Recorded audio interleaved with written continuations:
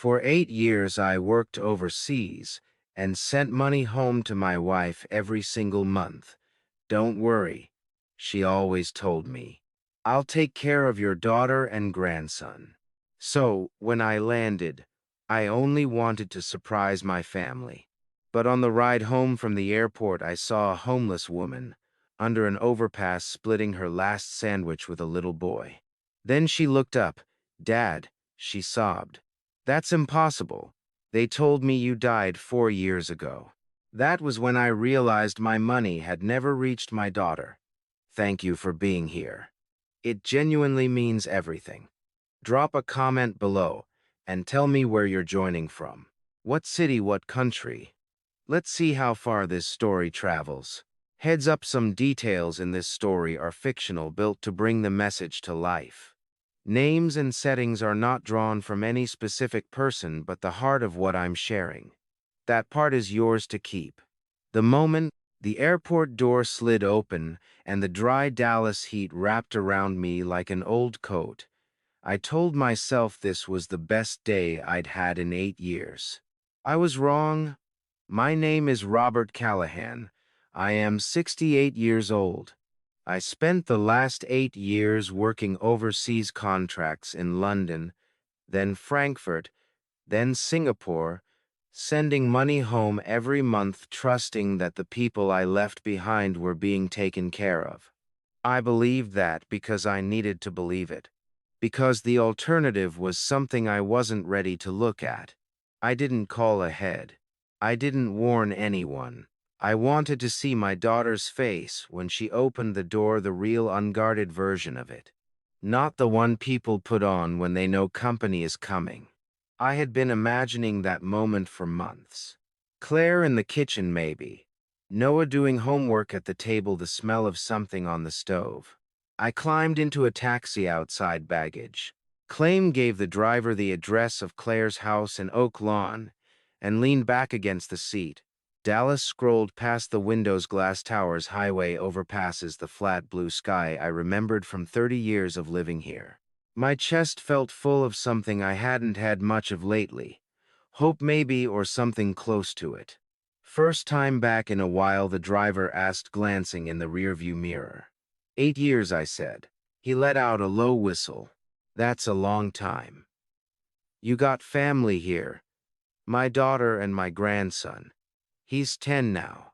I pulled out my phone and showed him a photo of Noah at maybe 7, grinning with a gap where his 2 front teeth used to be. Haven't seen him since he was this size. The driver smiled. He's going to flip out when he sees you. Well, that's the plan, I said. We hit a red light near the downtown interchange underneath one of the old overpasses where the concrete was stained dark from years of rain. I was looking at my phone, scrolling through old photos of Claire, trying to pick which one I'd show Noah first, when something outside the window made me stop. There was a woman sitting on a flattened cardboard box under the overpass. She was wearing a coat that was too big for her, the kind of faded olive green you see at Goodwill, and she had a plastic bag beside her feet. Her shoulders were curved inward, the way people hold themselves when they've spent a long time trying to take up less space in the world. She was holding a sandwich, the cheap kind wrapped in plastic from a corner store, and she was tearing it in half. The little boy beside her was watching her hands. She gave him the bigger half. I noticed the boy first, 10, maybe 11. Dark hair, a backpack that was too small for him, shoes with a sole coming loose on the left foot. He took the sandwich without saying, "Thank you," not out of rudeness, I thought, but out of habit, the kind that forms when gratitude starts to feel like too much weight to carry. Then the woman looked up. My breath left my body. "Pull over," I said. The driver blinked. "Sir, pull over right now. Right here." My voice came out harder than I meant it to, sharp and urgent in a way that made the driver cut across 2 lanes without asking another question. I was out of the car before it fully stopped. A horn blared behind me. I didn't care.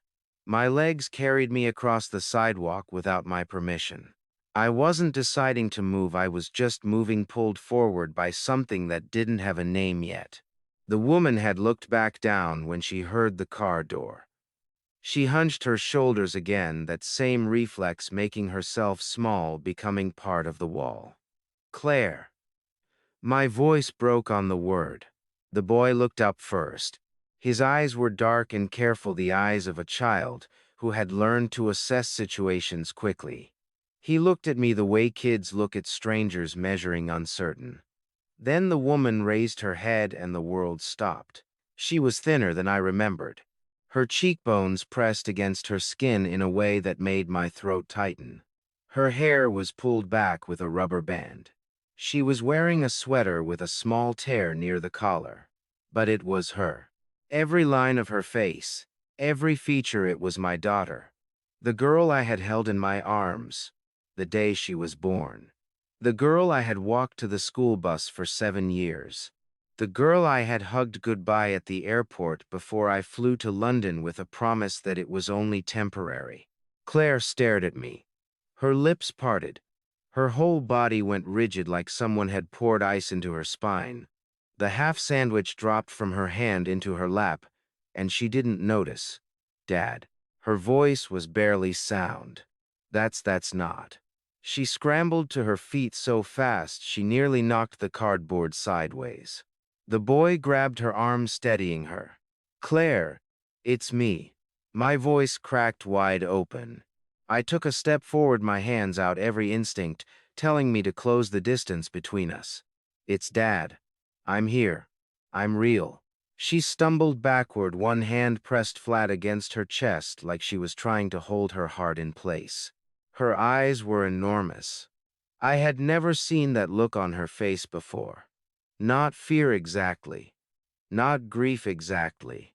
Something worse. Something that looked like the moment a person's entire understanding of reality shifts under their feet. You're supposed to be dead, she whispered. I stopped walking. The words hit me somewhere below the ribs, and my body didn't know what to do with them. I stood on the sidewalk in the Dallas heat, with my carry-on bag still rolling behind me, and looked at my daughter, homeless, standing under a highway overpass, her son gripping her arm, and she was looking back at me like she was seeing a ghost. What? My voice came out raw. Claire, what did you just say? Her mouth opened, closed. Tears spilled down her face, and she shook her head fast, pressing both hands over her mouth, her shoulders shaking. Oh, you died. She said, the words muffled behind her palms. Diana called me. She said you had a heart attack. She said you were gone. Her voice broke into pieces. She had papers, Dad. She had a death certificate. I saw it. I held it in my hands. The boy, my grandson, though I hadn't said it out loud yet, hadn't been able to took a small step to the side, positioning himself slightly in front of his mother. Protective. Automatic. The gesture of a one. And I won. 0-year-old boy who had been looking out for his mom for longer than any child should have to. I looked at him. He looked back at me. Feel Noah. Claire said, her voice wrecked and wet. Noah, this is. She stopped, pressed her lips together. This is your grandfather. Noah did not move for a long moment. He looked at me. Really looked the way children do when they're deciding whether to trust you. And then something shifted behind his eyes. She told us you were dead, he said. His voice was steady, quieter than I expected. She showed Mom the paper. I crouched down to his eye level right there, on the sidewalk, cars still rolling past behind me. And I know, I said. And I am so sorry it took me this long to come home. He studied my face for another few seconds. Then, without warning, he stepped forward and wrapped his arms around my neck. I held on. Over his shoulder, I could see Claire with both hands still pressed over her mouth, her whole body shaking, tears running freely down her face. And I held my grandson on the sidewalk under that overpass and let my own eyes burn because there was nothing else left to do. I was home, but whatever I had come home to, it was not what I had imagined. The shelter on Harwood Street looked like a converted church hall, brick exterior, narrow windows, a hand-painted sign above the door that read Harwood Women and Family Shelter in dark blue letters. I followed Claire and Noah through the entrance carrying her plastic bag because she had tried to carry it herself, and I had taken it from her hands without asking. Some things a father just does. Inside, the air smelled like industrial laundry detergent, and the tail end of a dinner that had been served hours ago. Something with soup, something warm. The hallway was clean, worn smooth by years of foot traffic. Framed artwork hung along the walls, finger paintings, and crayon drawings, the kind made by children who needed somewhere to put what they were feeling. A woman came out of the front office when she heard the door. She was in her mid-50s, broad-shouldered, with reading glasses pushed up on her forehead, and the kind of calm in her eyes that only comes from years of sitting with people in their worst moments. She looked at Claire first, the way you check on someone you know, then at me, and her expression shifted into something careful and quiet. "It's Karen," Claire said, her voice still rough from crying. "This is my father, Karen Shields." The shelter director, as Claire explained to me later, extended her hand. I shook it. "Mr. Callahan," she said. She didn't say anything else, but the way she said my name told me she knew exactly who I was. She had probably heard about me before. I just didn't know in what context. "Can we use the meeting room?" Claire asked. Of, of, take all the time you need." Noah had already spotted a small common room down the hall where two other kids were watching television. He glanced at his mother checking, and she gave him a small nod. He disappeared around the corner without a word, but not before he looked back at me once more, like he was making sure I was still there. I understood that look. It was the look of someone who had learned that people disappear. The meeting room was small, a folding table, four plastic chairs, a window that looked out onto a narrow strip of parking lot. Claire sat down across from me and wrapped her hands around a paper cup of water Karen had quietly set on the table before pulling the door closed behind her. I leaned forward. "Tell me about the death certificate," I said. Claire's jaw tightened. She set the cup down and pressed her palms flat on the table like she needed something solid to hold on to. "Diana called me on a Tuesday morning," she said, "about 4 years ago. She said you'd had a heart attack in Singapore, that it happened overnight, that by the time anyone found you, it was—" She stopped, swallowed hard. "She said she was handling everything, the arrangements overseas. She said there was nothing for me to do. And you believed her, Dad." Her voice broke on that one word. "She sent me a death certificate. It had your name on it. It had a date, a location, a cause of death. It had what looked like official seals." Her eyes filled again, and she blinked hard, fighting it. I had no reason to think it was fake. I had no way to check. I kept my voice, even though my chest was burning. "What about calling, emailing? There must have been some way." "She changed your number," Claire said. "She told me the overseas plan was canceled after you passed. Your email bounced back. Your work contact said you had retired." Her voice went flat and quiet in a way that was worse than crying. "She thought of everything, Dad. Every single exit. She closed them all before she made that call." My hands were shaking. I pressed them together under the table so she wouldn't see. "I'm sorry," I said. It came out hollow, two words that couldn't begin to touch what they needed to touch. "Claire, I am so sorry I wasn't here. I should have." "Don't." She shook her head. "Please don't do that. Not yet."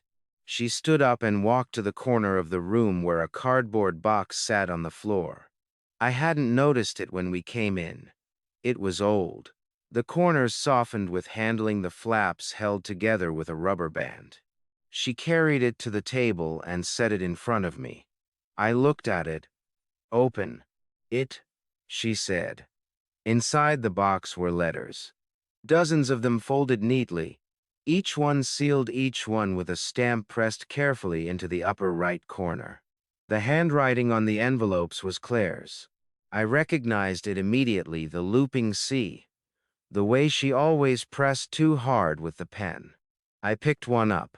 The stamp had been peeled back slightly, then pressed back down.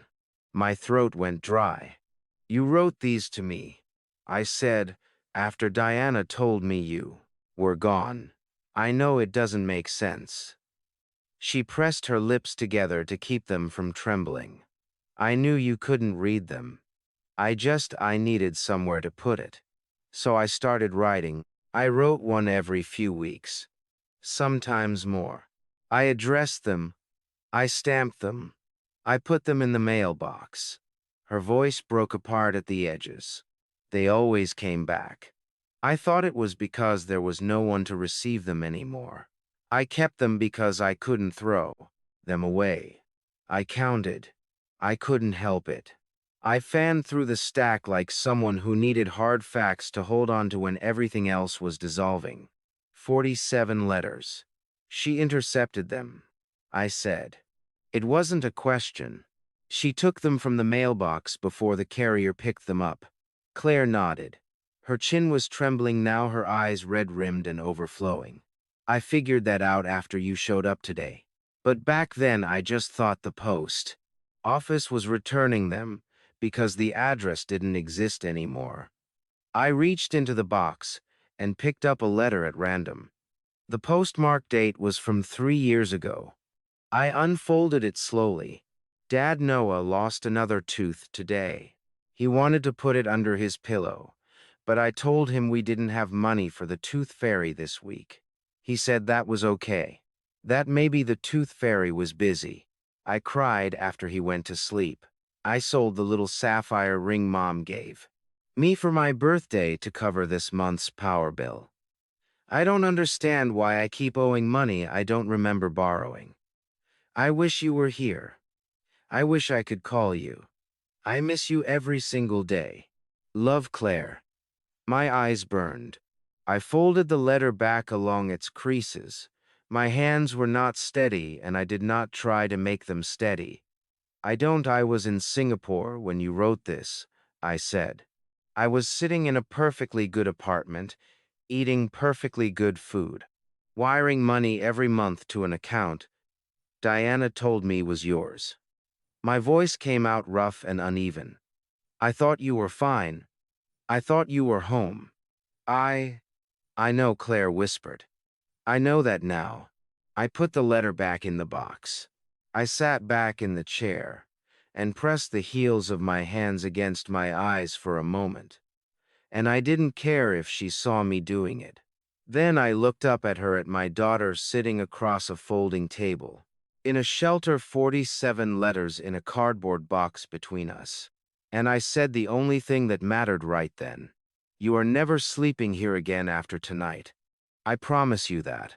She looked at me across the table, eyes wet, jaw set in that stubborn way she had inherited from her mother, and for just a moment, despite everything, she almost smiled.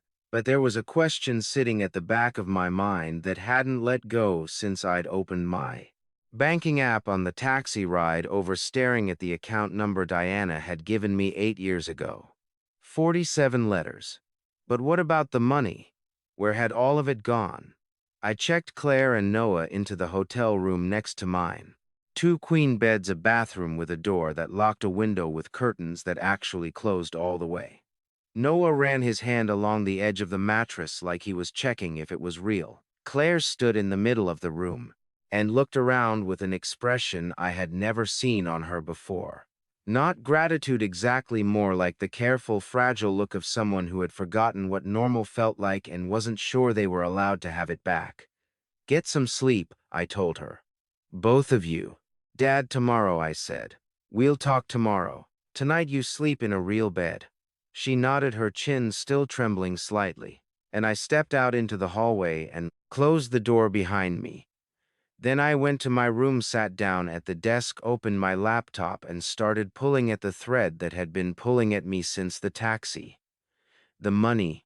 I had been sending funds home every single month for 8 years. Every month without fail, I transferred what I believed was more than enough mortgage payments, utilities, groceries, medical expenses, extra cushion for emergencies. The transfers always went through without issue. I never questioned it because there was never a reason to question it. Diana sent me occasional photos of the house, occasional updates. Claire's doing well. Noah started kindergarten. The roof needed a small repair taken care of. And I believed her because I had built my entire life on the assumption that the people you trust will behave like people who deserve trust. I had been a fool for 8 years and I had paid for it. But my daughter had paid more. I logged into my overseas banking portal and pulled up 8 years of transaction history. I had never looked at it closely before. Why would I? The money left my account on time, and that was the end of my involvement. But now I looked. The account was registered under the name Claire Callahan. That part looked right. But the email address listed for account notifications was one I had never seen, not Claire's personal email, not any address I recognized. And the phone number attached for two-factor authentication was a number with a Houston area code that I had never dialed. My stomach dropped like a stone off a bridge. I picked up my cell phone and dialed the Houston number. It rang 4 times and went to a generic voicemail. No name, no greeting, just a beep. I hung up. I went back to the transaction page and added up every transfer I had made over 8 years. My hand went completely still on the mouse. $1.240000. I said the number out loud in the empty hotel room quietly, the way you repeat something when your brain refuses to absorb it the first time. $1.2 million transferred faithfully every month for 8 years into an account that my daughter had never touched because my daughter had never known it existed. She set it up before I left. I said to no one. My voice sounded strange to me, flat and hollow and very, very calm. The kind of calm that lives on the other side of something enormous. She set the whole thing up before I ever got on that plane. I sat there for 60 seconds doing nothing. Then I picked up my phone again and called Arthur Webb. Arthur Webb had been my lawyer and one of my closest friends for 30 years. We had gone to law school together, though I had gone into business and he had stayed in the courtroom. He was 70 years old, semi-retired, sharp as a man half his age, and he answered on the second ring despite the fact that it was nearly 1100 at night. Robert. His voice was alert immediately. Arthur had the instincts of a man who had spent decades getting bad news at inconvenient hours. "Where are you, Dallas?" I said. "I came home early." "Arthur, I need you to listen to me carefully." "I'm listening." I told him everything. Claire under the bridge, the shelter, the death certificate, the 47 letters, and then the account number, the unfamiliar email, the Houston phone number, and the total that was still glowing on my laptop screen in the dark hotel room. Arthur did not interrupt. He did not gasp or exclaim. He listened the way good lawyers listen, completely quietly, with every part of his attention locked onto every word. When I finished, there was a brief pause. "Read me the account number," he said. I read it, and the email address on the account. I read that too. Another pause. I could hear him writing. "Robert." His voice had shifted into a register I recognized, calm, precise, and carrying the specific gravity of a man who has just understood that something is very serious. "Do not touch anything in that account. Do not transfer, withdraw, or move a single dollar. Do not call Diana tonight. Do not contact the bank directly yet. Arthur, I mean it. Not a single move until I've looked at this." He paused. Come to my office tomorrow morning. 700. Bring whatever documentation you have, account statements, transfer records, anything. What do you think happened? I asked, though part of me already knew. I think Arthur said carefully that someone opened a fraudulent account in your daughter's name, redirected the years of wire transfers into it, and did it well enough that neither you nor your bank flagged it. He let that sit for a moment. It's crime, Robert. Wire fraud, identity theft, financial elder abuse. If the person who did this is who I think it is, we are not talking about a family disagreement. We are talking about a criminal case. My jaw tightened so hard it ached.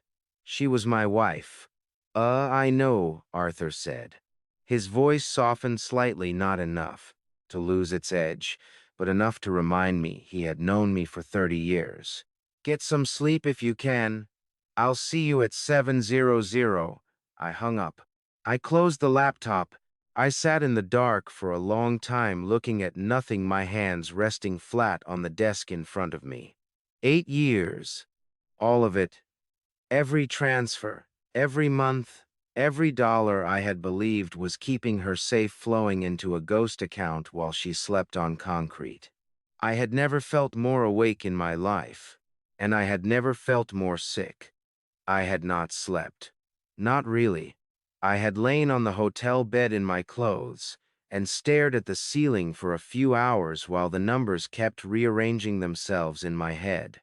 1.2 million, 8 years, every 15th of the month, like clockwork. Like a machine, like a man who trusted the wrong person completely. At 630, I was already in the elevator. Arthur Webb's office was on the 14th floor of a building on Commerce Street that had been there since the 1980s. Solid, slightly old-fashioned, the kind of place where the carpet had been replaced twice, but the oak furniture never had. Arthur had worked out of the same set of rooms for over 2 decades, and walking in felt the way it always had, like walking into the office of a man who had seen enough of the world to stop being surprised by most of it. He was already at his desk when I arrived. 2 mugs of coffee sat on the table. Black, no sugar, the way we had both been drinking it since law school. He looked up when I walked in, and his eyes moved over me the way a doctor's eyes move, checking without commenting. "You didn't sleep," he said. "No." "Sit down." He pushed one of the mugs toward me. "Before we get into everything, I want to tell you what I found out overnight. Then you can react however you need to." I sat down and wrapped both hands around the mug. "Go ahead." Arthur opened a folder on his desk. Inside were printed pages, transaction records. I could see that much from across the desk, and he turned them so I could read them right side up. After we talked last night, I called Marcus Hale," Arthur said. Marcus Hale was the private investigator Arthur had worked with for years, a former Dallas PD detective, meticulous and discreet. I asked him to start with one thing: any financial connections between Diana and the Harmon family. I leaned forward. The Harmons were Claire's in-laws, or former in-laws now, I supposed, since the marriage to Ethan had collapsed. I had always understood them to be the source of a lot of Claire's misery in the last few years. Cold, unsupportive, pushing Ethan toward a divorce that Claire hadn't wanted and couldn't afford. I had resented them from a distance. I had never thought to ask who was paying them. "What did Marcus find?" I asked, though the way Arthur's expression had settled into something flat and deliberate already told me the answer was going to make my coffee taste like ash. Arthur tapped the first page.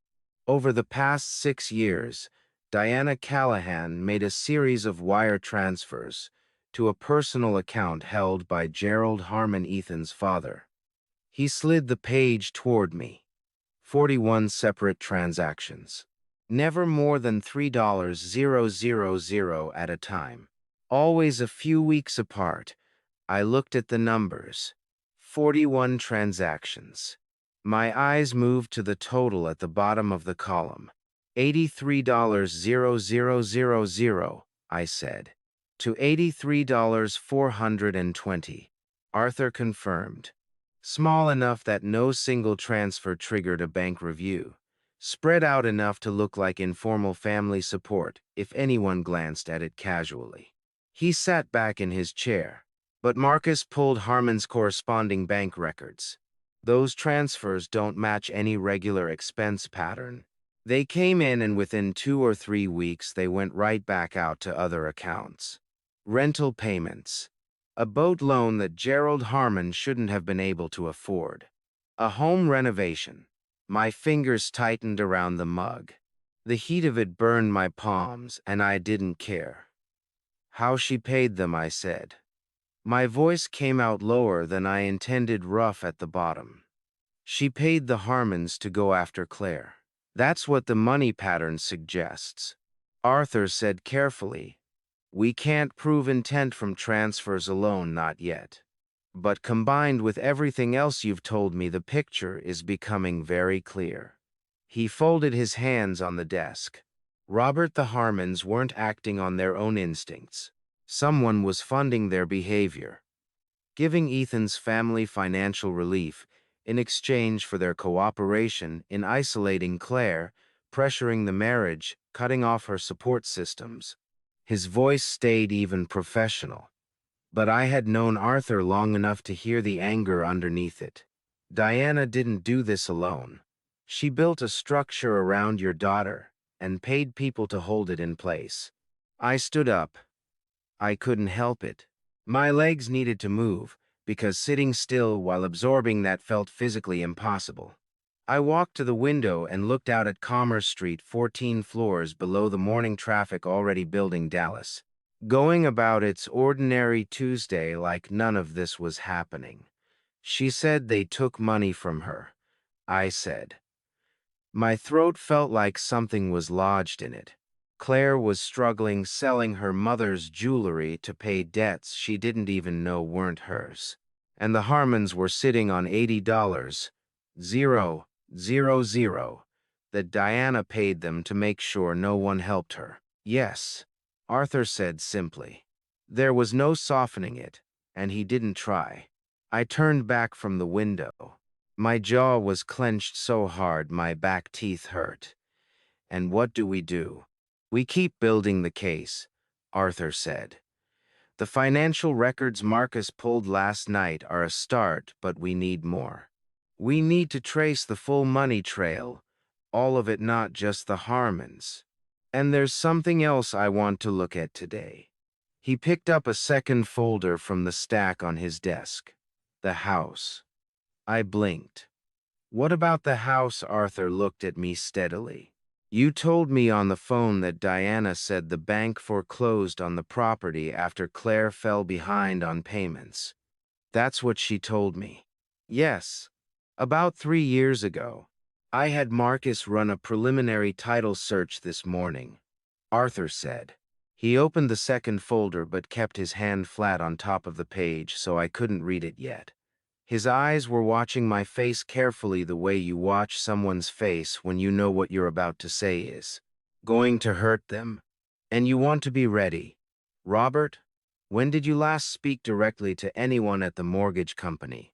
Not through Diana directly. The question hit me like a bucket of cold water. I never did, I said slowly. Diana handled all of it. She said she'd managed the communication, tried to negotiate, but there was nothing she could do. I felt something cold beginning to spread through my chest. Arthur, what did Marcus find?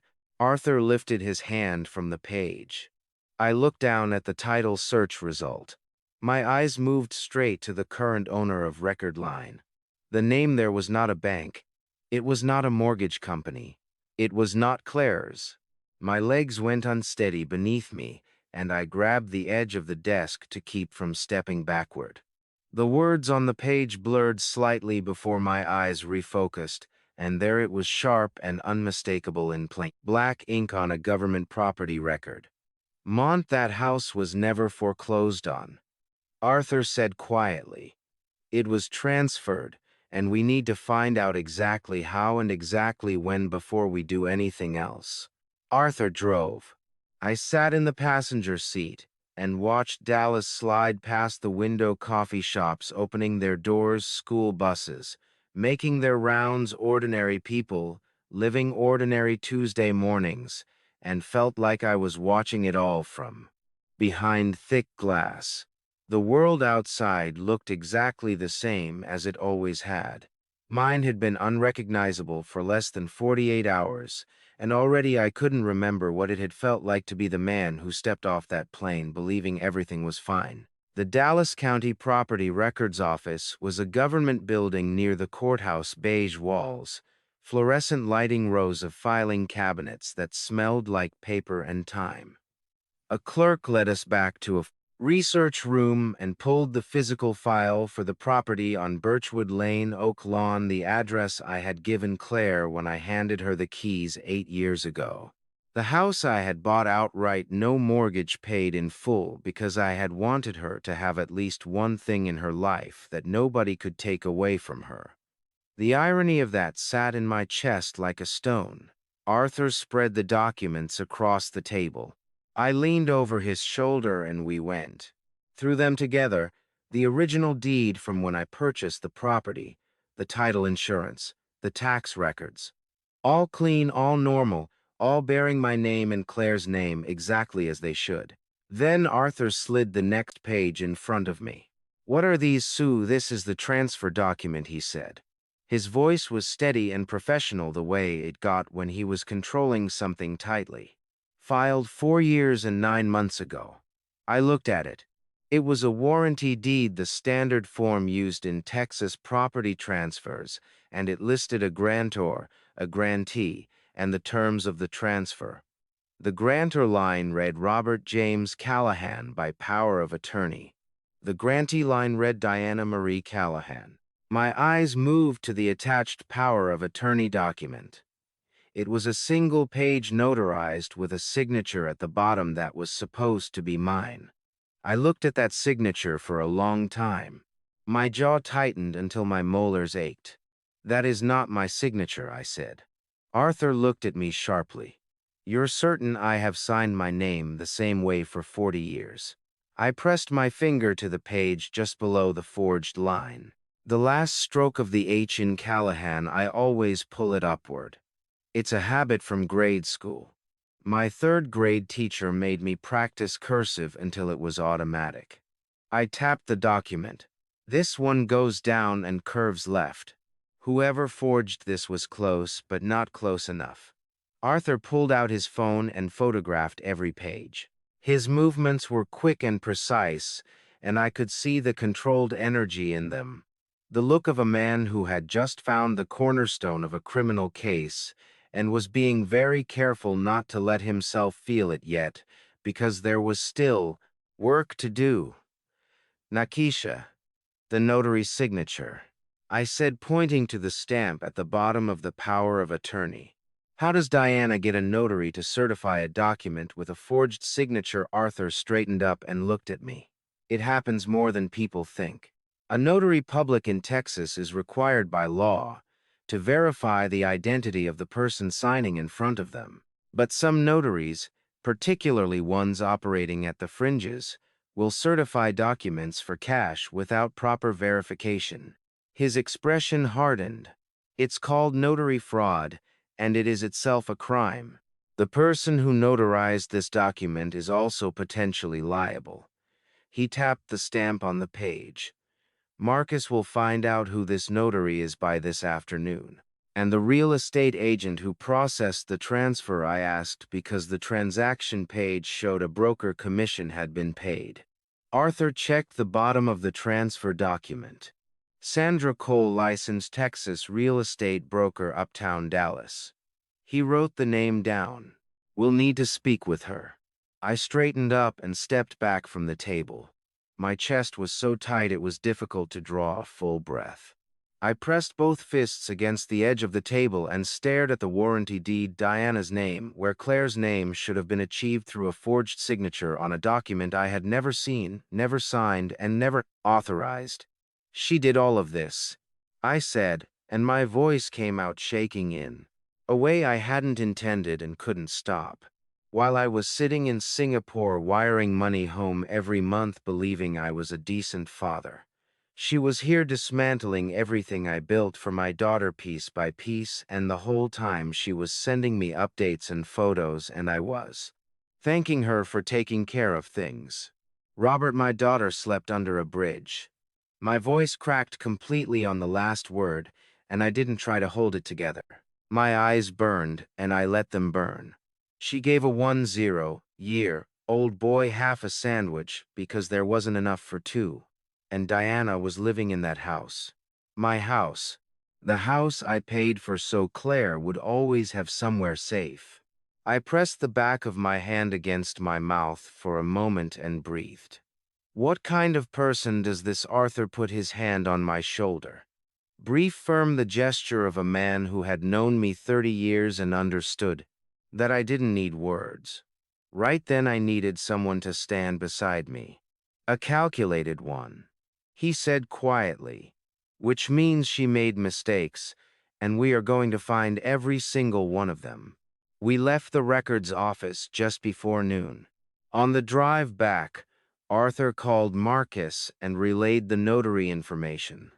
I stared out the passenger window and made myself think practically next steps, evidence documentation, because the alternative was a grief and rage so large.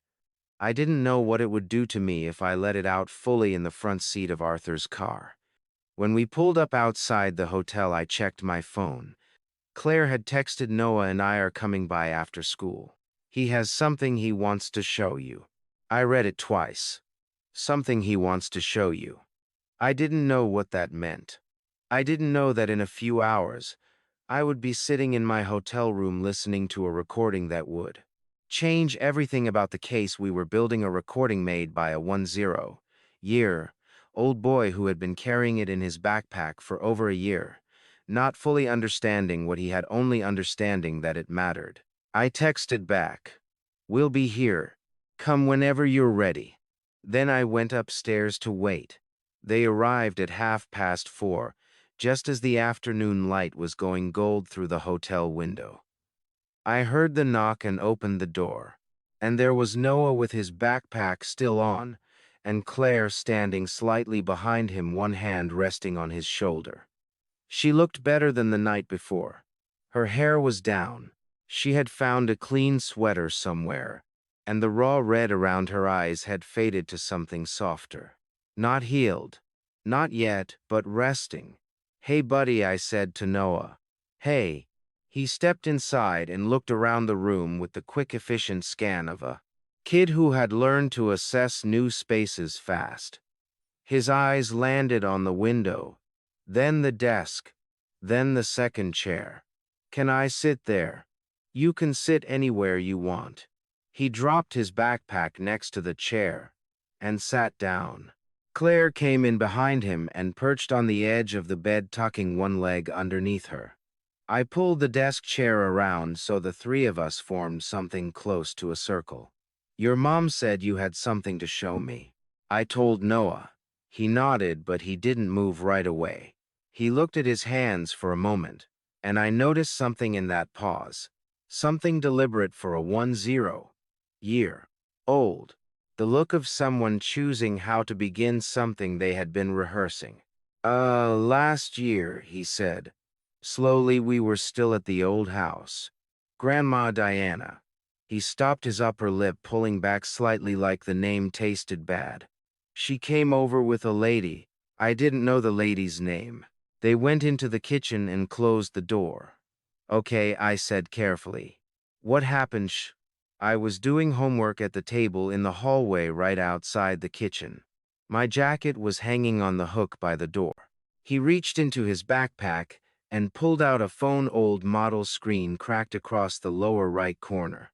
The kind of device that had clearly lived a hard life in a kid's bag. This was Mom's old phone. I used it to play games sometimes. The voice recorder app was open. I must have hit it by accident when I put the phone in my jacket pocket. He turned it over in his hands. I didn't know it was recording until later. When I listened back, he looked up at me, and his eyes were older than 10. I didn't know what to do with it, Grandpa. So I just kept it. My heart was hammering. I kept my voice quiet and steady. Can I hear it, Noah? He plugged in the charging cable from the nightstand, waited for the screen to light up, then navigated to the audio file with practiced fingers. He held the phone out to me. The timestamp on the recording read 11 minutes and 23 seconds. I pressed play. The audio was imperfect, muffled in places, the ambient sound of a kitchen underneath it, the occasional clink of something being set on a counter. But the voices were clear enough. Diana's voice, first lower than I remembered it, stripped of the warmth she had always performed when I was listening.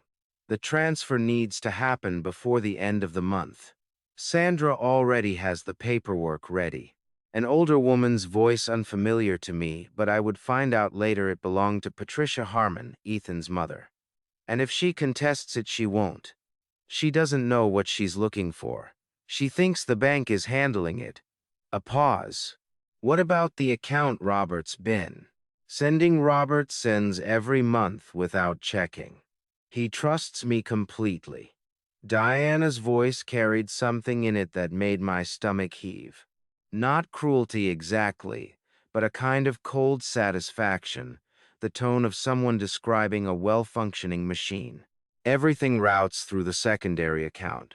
Claire never sees a cent, and the Harmon's arrangement ongoing. As long as Ethan's family keeps the pressure on, I keep the payments current. Gerald understands what's expected. There was more specifics about timing, about a document Sandra had prepared, a reference to a notary whose name I didn't catch fully on the first listen.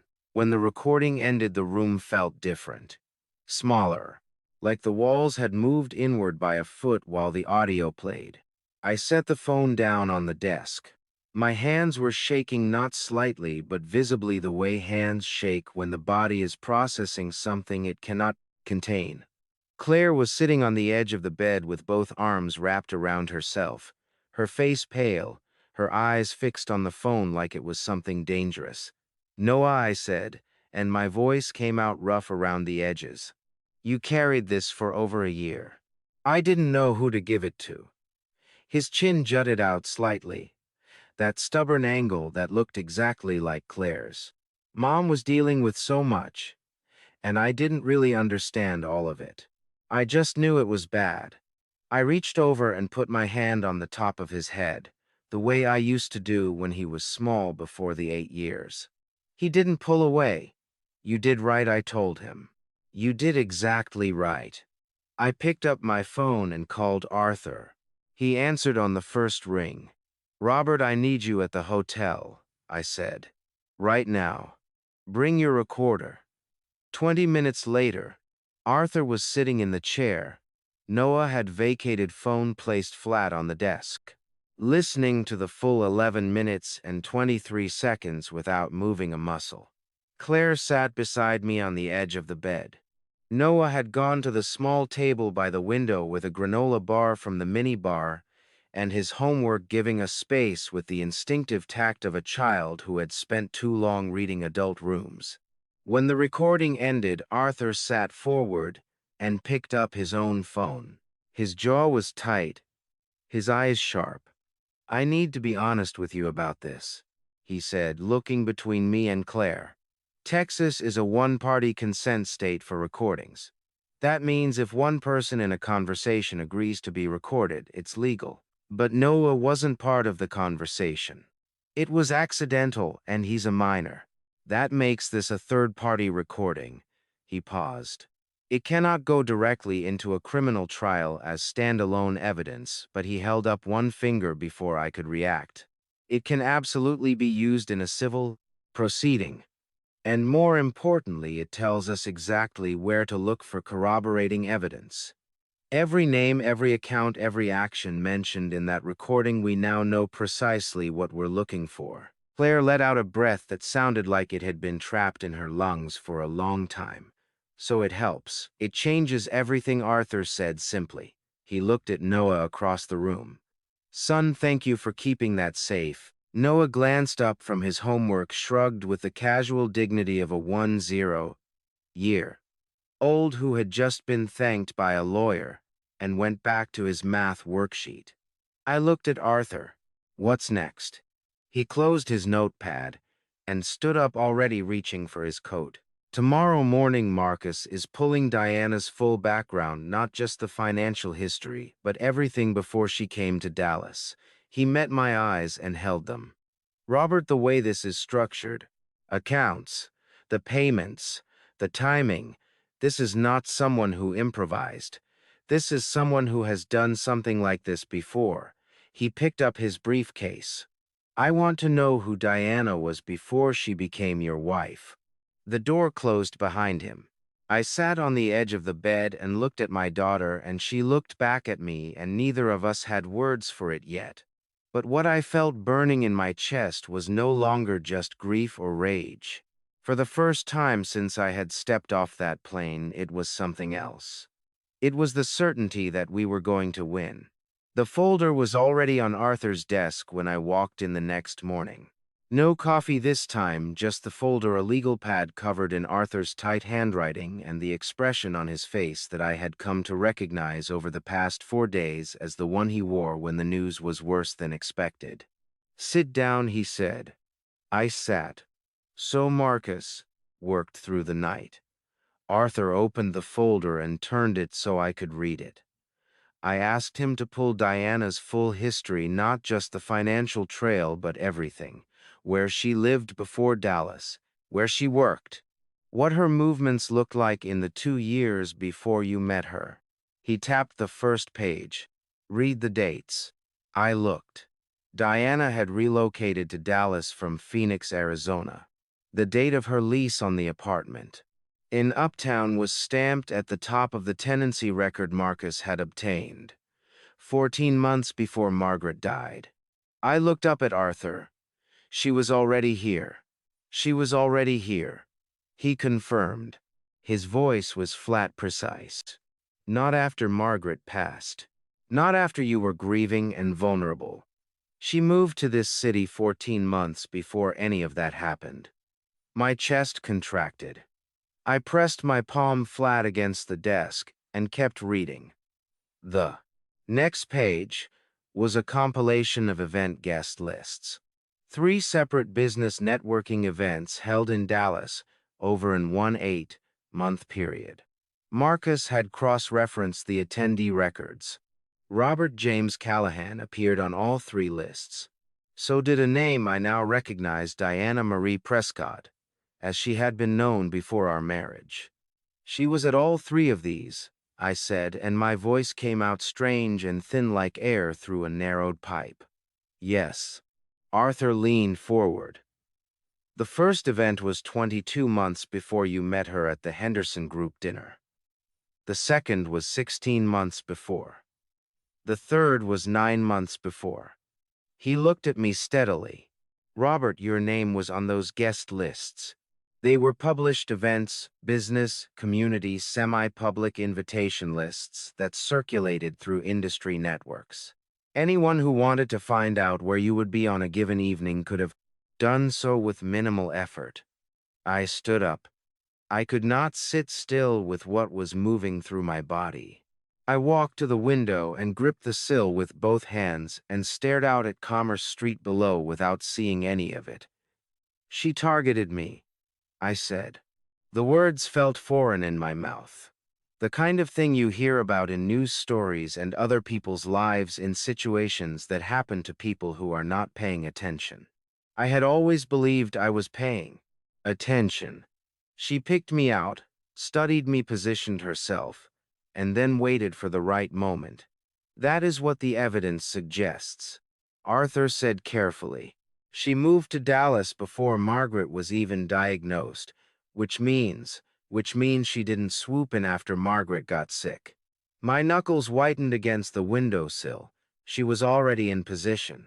She was waiting. My throat tightened with a fury so cold it almost felt like calm.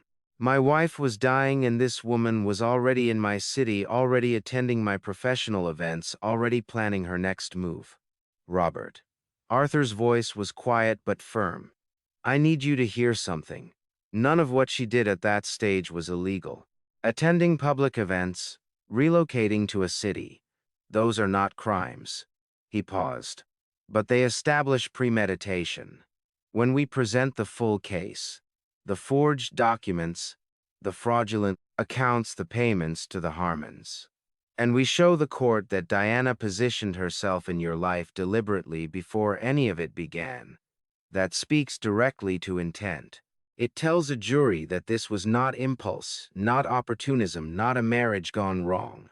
He met my eyes. It tells a jury this was a plan. I turned back from the window. My jaw was set so hard it ached from my back teeth to my temples. How long had she been doing this, I asked. Before Dallas, before me. Was there anyone else? Arthur held my gaze. That's the question Marcus started on this morning. He made a call to a contact at the Georgia Bureau of Investigation. He paused, measuring his words. There is a sealed record in Fulton County, Georgia, from approximately 20 years ago. A civil fraud complaint involving a woman matching Diana's description operating under a different name. The complaint was settled out of court. The record sealed by agreement. The room seemed to tilt slightly. A different name, Hotch and Yakutat. Diana changed her legal name once about 15 years ago before she came to Dallas. Arthur folded his hands on the desk. The Georgia record is sealed, meaning we cannot access it directly without a court order. But Marcus has located the attorney who represented the family that filed the original complaint. He is retired and living in Savannah. Arthur's expression was controlled and careful. Marcus is driving to Savannah tomorrow. I stood in the middle of Arthur's office and felt the last version of the story I had told myself about my life, the one where I was a decent man who made one bad choice out of grief dissolve completely. This was not a bad choice. This was a trap, said before I even knew someone was hunting. She watched me bury my wife, I said. My voice broke on the word wife. And I let it break standing right there in the middle of Arthur's oak-paneled office, like the 8-year-old man. I was with nothing left to protect except the truth. She stood at the edge of my grief, and she waited. Arthur stood up and came around the desk. He put both hands on my shoulders the way old friends do, the way that asks nothing and offers something solid. We are going to take her apart piece by piece, he said quietly. Every layer, every lie, every dollar. His grip on my shoulders tightened slightly. But I need you standing, Robert. I need you functional. Can you do that? I breathed in. I breathed out. Yes, I said. Good. He stepped back, already reaching for his phone. Because Marcus is going to call me this afternoon with the Georgia contact's information. And there is something else coming in, a financial report on Claire's credit history that I think is going to make you very angry all over again. He was right about that. Marcus called at 2:17 the afternoon. I know the exact time because I was sitting across from Arthur when his phone rang and I watched him pick it up. Listen for 40 seconds without speaking. Then set it face down on the desk and look at me with the expression of a man who has just been handed the piece that completes a picture he already knew was ugly. The retired attorney in Savannah talked, Arthur said. I sat forward in my chair, and 22 years ago a woman named Diana Prescott, matching Diana's physical description, same approximate age, was named in a civil fraud complaint filed by a family in Buckhead, Georgia. Wealthy elderly father, adult children. She had married into the family under circumstances the children found suspicious from the beginning. Over a period of 4 years, approximately $400 assets moved from the father's accounts into accounts she controlled. Arthur's voice stayed measured, and even a dam holding back something enormous. When the family hired an attorney and started asking questions, she settled, paid back a fraction, signed a non-disclosure agreement, and the case was sealed. Then, she disappeared from Georgia entirely. My mouth had gone dry. She changed her name within 18 months of the settlement. Diana Prescott became Diana Voss, then, few years later after moving to Phoenix. Diana Voss became Diana Carroll through a brief second marriage that lasted 14 months. Arthur leaned forward. When she married you, she became Diana Callahan. Robert, you were not the second. You were at minimum the third. The words landed in my chest like something physical. I pressed my fist against my sternum and breathed through it. She practiced on other families before she got to mine, I said. My voice came out hollow and tight. She refined the method. She got better at it. The Georgia case tells us she has been doing this for over 2 decades, Arthur said, which means under Rule 404B of the Federal Rules of Evidence Prior Bad Acts, a prosecutor can argue this pattern to a jury. It's not just your case anymore, Robert. It is a pattern of predatory behavior across multiple victims, multiple states, multiple identities. He picked up his pen. That changes the sentencing exposure significantly. Before I could respond, his assistant knocked and came in with a printed report, the credit analysis Marcus had requested on Claire's financial history. Arthur thanked her and slid it across the desk to me without preface. I picked it up. My eyes moved down the columns. 4 personal loans opened in Claire's name over a 3-year period, lenders in 3 different states, all using Claire's social security number, none at her actual address. 3 credit cards opened, online statements going to a P.O. box I had never heard of.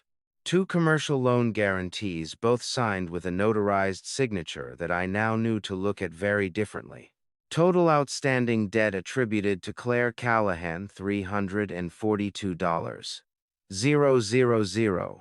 She used Claire's social security number, I said. My voice was shaking again, not from weakness I had decided, but from the sheer accumulated weight of it. Claire's real SSN combined with fake contact information. So the statements went directly to Diana. Claire never knew the accounts existed. Correct, Arthur said. It is a well-documented form of identity theft, using a legitimate identifying number to establish credit, then routing all correspondence to a separate address controlled by the thief. The victim's credit score deteriorates. Debt collectors eventually make contact at the real address, and by then the damage is done. He looked at me steadily. Under the Identity Theft and Assumption Deterrence Act, this is a federal felony. Each account opened constitutes a separate count. We are looking at 9 separate counts of identity theft on top of everything else. 9 counts. $342. 0 of debt that my daughter had spent her savings, her possessions, and her health trying to repay without understanding where it came from, or why it would never stop growing. I stood up. I walked to the window. I stood there and pressed my forehead against the cool glass and breathed in through the nose, out through the mouth, and did not say anything for a long moment, because I was afraid of what would come out if I opened my mouth before I was ready. Robert, Arthur said from behind me, his voice gentler now. I keep thinking about the jewelry, I said. My throat was raw. Margaret's rings, the sapphire bracelet I gave Claire on her 30th birthday. She sold all of it to pay debts that Diana created. I lifted my head from the glass. My reflection looked older than I expected, hollowed out around the eyes, gray and tight. She sold her mother's things trying to pay back a thief. I know. And the whole time she was doing that, bankrupting herself, selling everything she had, destroying her credit, she also believed I was dead. I turned back to the room. My voice steadied itself, not because the pain had eased, but because something harder had moved underneath it. She was doing all of that completely alone. No father, no money, no home. Just her and a little boy and a mountain of debt she didn't create. Arthur looked at me with the clear, unblinking eyes of someone who was not going to offer me a comfortable lie. Yes, he said simply. I picked up my jacket from the chair. I need to go see her. Robert, we still have the case structure to tomorrow, I said. We work tomorrow. Tonight I need to sit across from my daughter and ask her something I should have asked days ago. I buttoned my jacket and reached for the door. I need to ask her what it actually looked like those last months before she ended up under that bridge. I need to hear it from her, not from a financial report. Arthur nodded slowly. All right, one more thing. I stopped with my hand on the door frame. The 9 counts of identity theft, the wire fraud, the forgery, the property transfer, the payments to the Harmons, the sealed Georgia case, the fake death certificate. I looked back at him. When this goes to trial, I want every single one of those on the table. Every count, every dollar, every year. Arthur met my eyes. His expression was the steadiest thing in the room. Every single one, said. I walked out into the hallway and let the door close behind me. The elevator was slow in coming and I stood in front of it, with my hands in my pockets and my jaw tight, and my heart somewhere between shattered and resolved because I was done grieving what Diana had taken. I was ready to take it back. Before I tell you what Claire had been hiding for over a year, what she sold, what she lost, what she never told anyone, leave us comment with just one word, still here. Let me know you haven't walked away yet. Quick note, parts of this story include fictional details added to deepen the telling. If you'd rather not continue with that in mind, now's a good time to pause, and I completely understand. Karen Shields met me at the shelter door that evening with the look of a woman who had been expecting me, not surprised, not unwelcoming, just steady in the way that people who work with broken families learn to be steady. Why, she's in the back room, Karen said. Noah's in the common area with the other kids. He seems good tonight. Thank you, I said, for everything you've done for them. Karen nodded. Once the nod of someone who does not need to be thanked because the work is its own reason. She led me down the hallway and knocked twice on the door of the small meeting room, then stepped aside. Claire was already sitting at the table when I came in. She had a cup of tea wrapped in both hands, chamomile by the smell of it, and she looked at me with eyes that were tired in a deep structural way, the kind of tired that sleep alone cannot fix.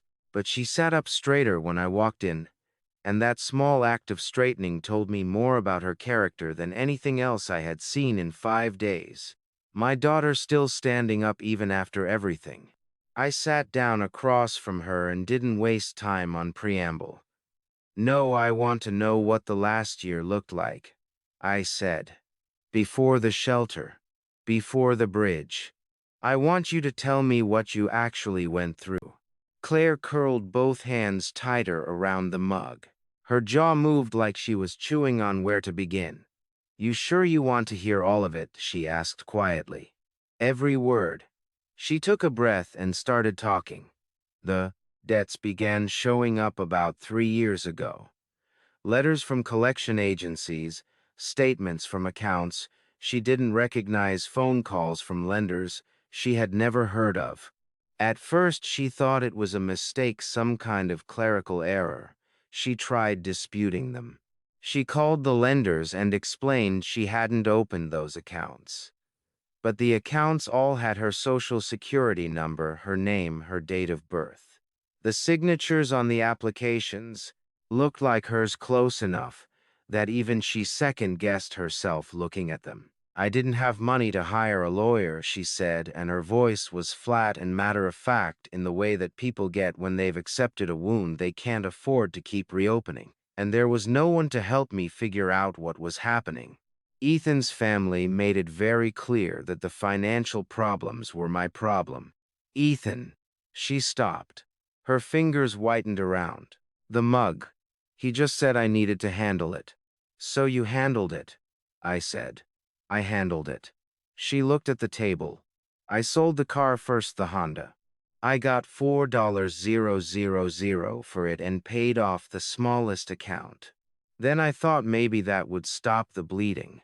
Her voice dropped slightly. It didn't. There were more letters the next month. Different accounts. Different lenders.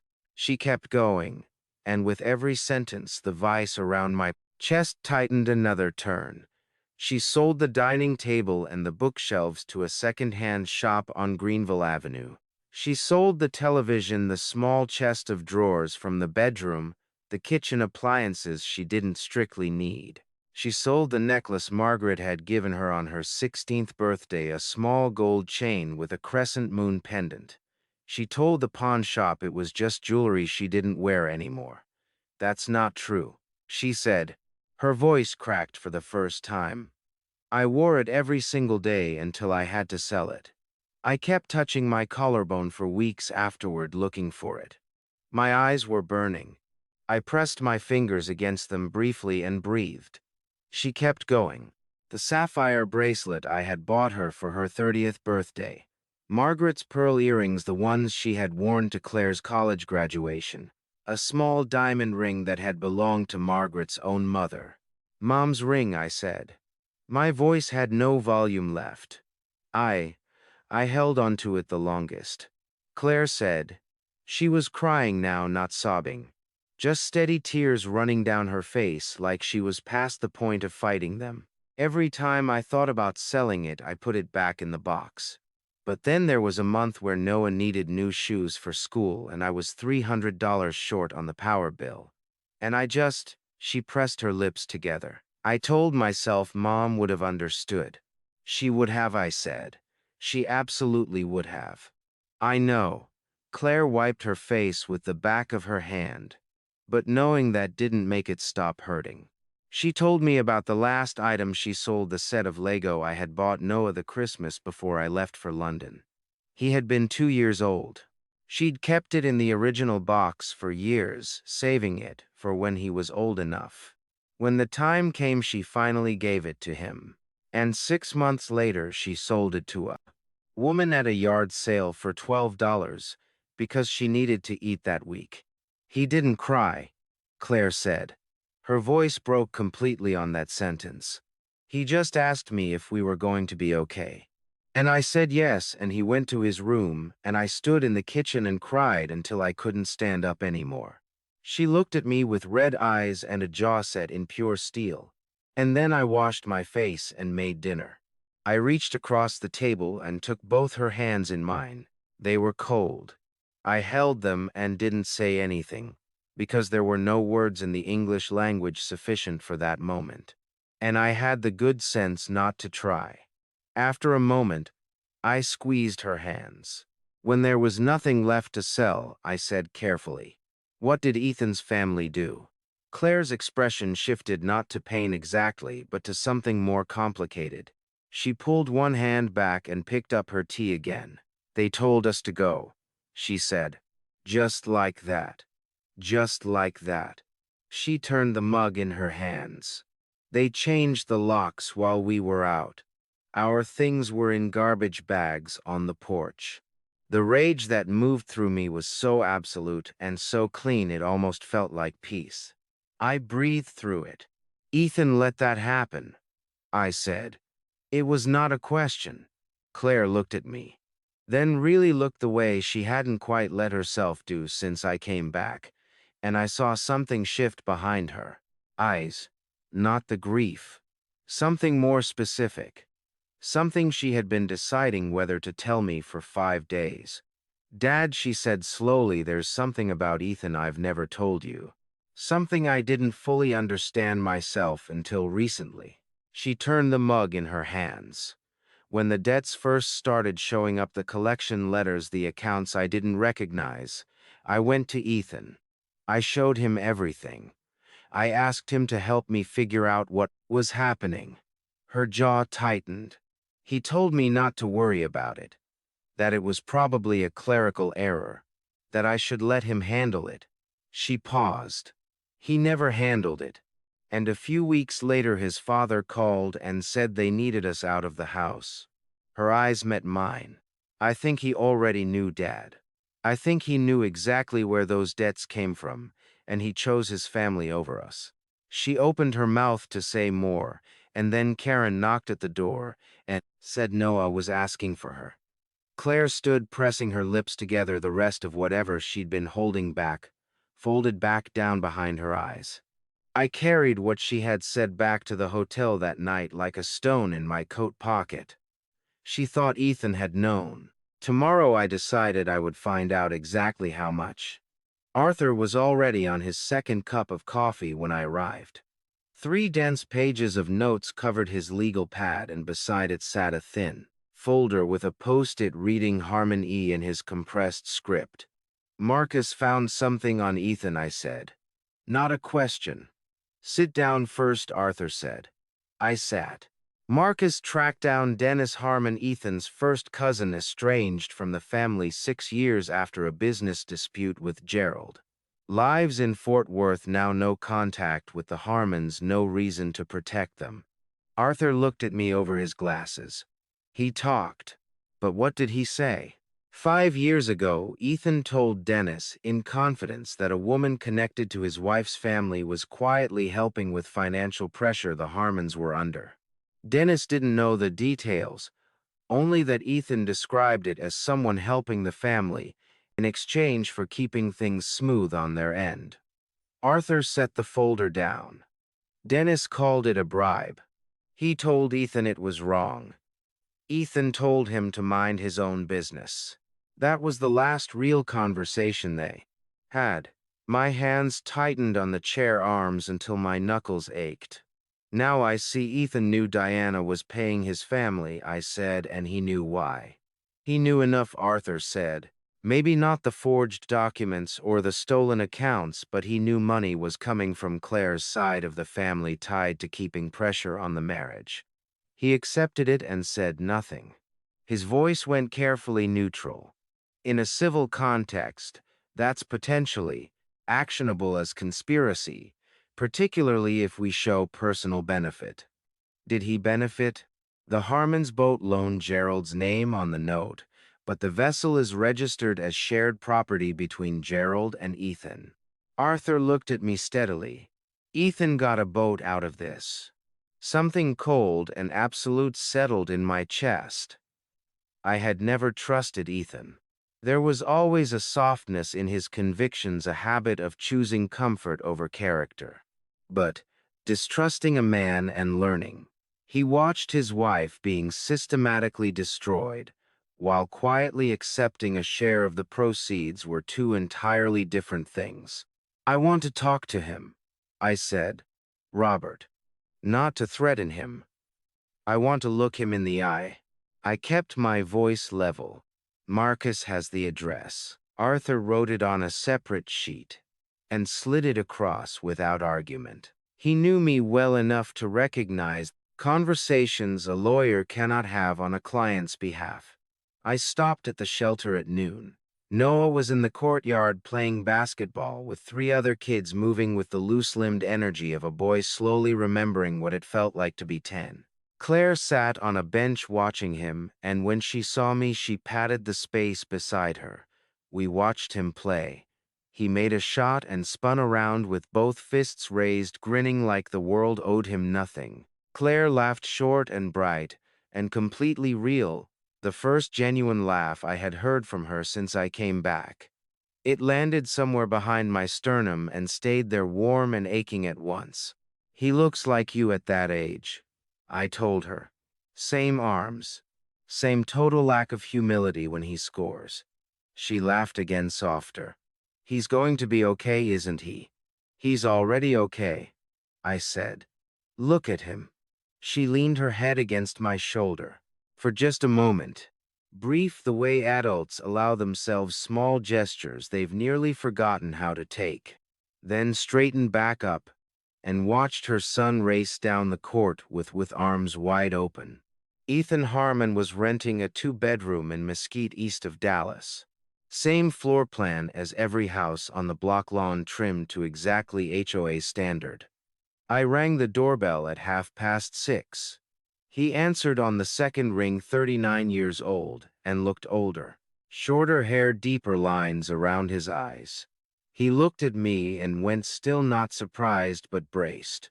The expression of a man who has been waiting for something unpleasant to finally knock. "Mr. Callahan," he said. "10 minutes," I said. "That's all." He stepped back and let me in. Sparse furniture, couch, television, kitchen table with 2 chairs. A child's drawing pinned to the refrigerator with a magnet. Noah's. He had kept one of Noah's drawings. I sat at the table. He sat across from me, folded his hands, and looked at the surface between us. "But you knew," I said. "Not everything, but enough." He didn't deny it. His jaw tightened. He exhaled slowly. "I knew money was coming from Diana's side. I knew my father was." He stopped. "I told myself families help each other in complicated ways." His voice came out hollow. "I told myself it would stop." "But it didn't stop," I said. "It got worse every year. And while it was getting worse, your wife was selling her dead mother's jewelry to cover debts that were never hers." His face contracted, eyes red at the rims, voice cracking at the edges. "I didn't know it had gone that far." "You didn't want to know." I kept my voice level because anger lets people off too easily. "That is a very different thing." He looked up and said nothing because nothing was left to say. One tear moved down his face. He wiped it quickly with the back of his hand, jaw tight with shame, wearing the mask of composure. "I'm sorry," he said, "for whatever that's worth." I stood. "It's worth something," I said. "Not enough, but something." I drove back with the radio off, October air cold through the cracked window. My phone rang as I merged onto the highway. "How did it go?" Arthur asked. "The way it needed to." "What's up, Mom?" "I got a call from a man named Franklin Cross. He says he was Margaret's private attorney, not your shared firm. Her own lawyer, separately retained." A pause. "He says he has something belonging to Claire. He's been holding it for 8 years." My grip tightened on the wheel, the Dallas skyline glittering ahead in the dark. 8 years, I said. "Why now?" He said he was waiting for the right moment. Another pause. "Robert," he used a specific phrase. He said Margaret told him to wait until someone was standing beside Claire who could actually make use of it. The back of my neck prickled with something between hope and dread, the feeling of a door you didn't know existed beginning slowly to open. "Set up the meeting," I said. Franklin Cross's office was in a building on Knox Street that looked like it had been there since before Dallas had highways. 3 stories of dark brick, a brass nameplate beside the door that had been polished so many times. The letters were slightly soft at the edges. The elevator was slow and paneled in wood, and Arthur and I rode it to the second floor without speaking, both of us knowing that whatever was waiting in that office had been waiting for 8 years and could hold for another 30 seconds. Franklin crossed himself, answered the door before we could knock. He was 75 years old and built like a man who had spent that time doing something purposeful with it. Broad shoulders, slightly stooped now, white hair neatly combed, a handshake that was still firm. His eyes were gray and very clear, the kind of eyes that had seen enough of human behavior to stop being rattled by most of it. He looked at me for a moment, after we shook hands, studying my face with the directness of someone who had heard a great deal about me from a woman who was no longer alive to introduce us. "Your wife spoke about you often," he said. "Come in." His office smelled like old books and coffee. 2 chairs had been set out in front of his desk. He had been expecting us. And on the desk itself sat a sealed envelope and a thin folder. The envelope was cream-colored, the flap sealed with red wax. I recognized Margaret's handwriting on the front, for Claire, when the time comes. And my throat closed up so fast it almost choked me. I sat down. My hands were not entirely steady, and I put them flat on my knees. "How long have you known Margaret?" Arthur asked, settling into the other chair and opening his legal pad. 26 years, Franklin said. He sat behind his desk with the unhurried manner of a man who understood that some conversations needed to breathe. "She came to me separately from your shared firm because she wanted counsel that was entirely her own. Not adversarial. She trusted you, Mr. Callahan. But she was a careful woman. She understood that there are things a wife needs to protect independently." He paused, particularly when she believed she might not have much time. I looked up. She knew she was sick before she told me. Franklin's expression was gentle but honest.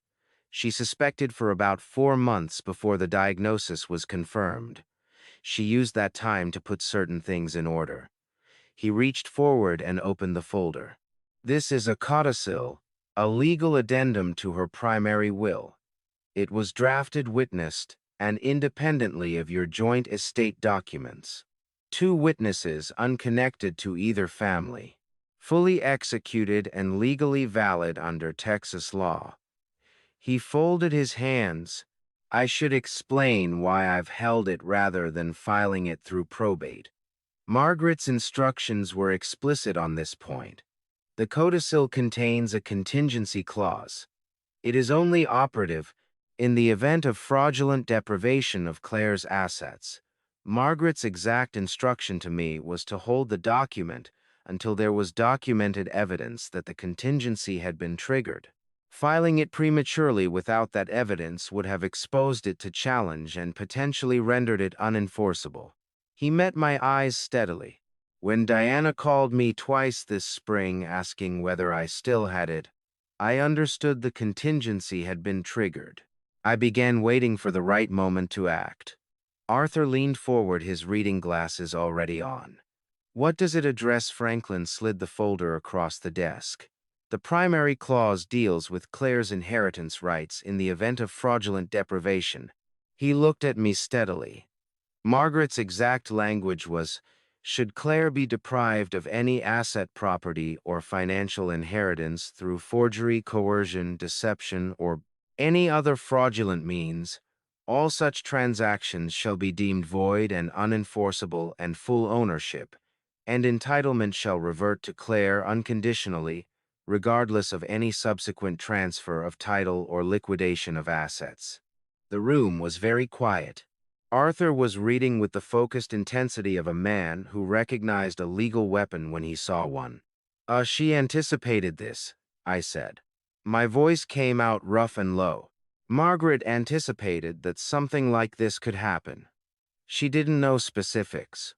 Franklin said carefully. "She didn't know about Diana, she couldn't have. But she knew the world, Mr. Callahan. She knew that a widower with assets and a grieving daughter was vulnerable. She knew that Claire was trusting by nature. His gray eyes were steady and kind. She loved your daughter with a ferocity that did not stop at the boundary of her own death. This document is the proof of that." My eyes burned. I pressed 2 fingers against my mouth and breathed through my nose and did not trust myself to speak for a moment. Arthur set down the folder and looked at Franklin. "Combined with the forged power of attorney, the fraudulent account transfers the notarized documents we've already identified. This codicil activates automatically. There's no ambiguity in the language. Every transfer Diana executed is void. The house reverts to Claire. The accounts are recoverable." He looked at me. "Robert, this is the cornerstone. Everything else we've built, the recordings, the bank records, the Georgia history, this is what holds the entire structure together." I reached out and picked up the envelope with Margaret's handwriting on it. The paper was heavier than I expected. "For Claire when the time comes." 8 years this envelope had sat in Franklin's office. 8 years while Claire sold her mother's jewelry and slept in a shelter. And this piece of paper had been waiting in a locked drawer 2 miles from where it was needed. "There's one more thing," Franklin said. He opened his desk drawer and produced a second folder, newer, the edges crisp. When I heard through professional channels that a civil action was being prepared related to Diana Callahan, I took it upon myself to make inquiries. He opened the folder and turned it toward us. I have a colleague in Atlanta who practices elder law. I asked him to look into a name Diana Prescott cross-referenced with Fulton County civil records. He looked at me. He found the family. The original complainant's daughter is still alive. She is 71 years old, and she has been waiting 22 years for the non-disclosure agreement she signed under duress to be challenged. Arthur went very still beside me. She would testify. She would, Franklin said. And under Rule 404B, her testimony about prior conduct is admissible to establish pattern and intent.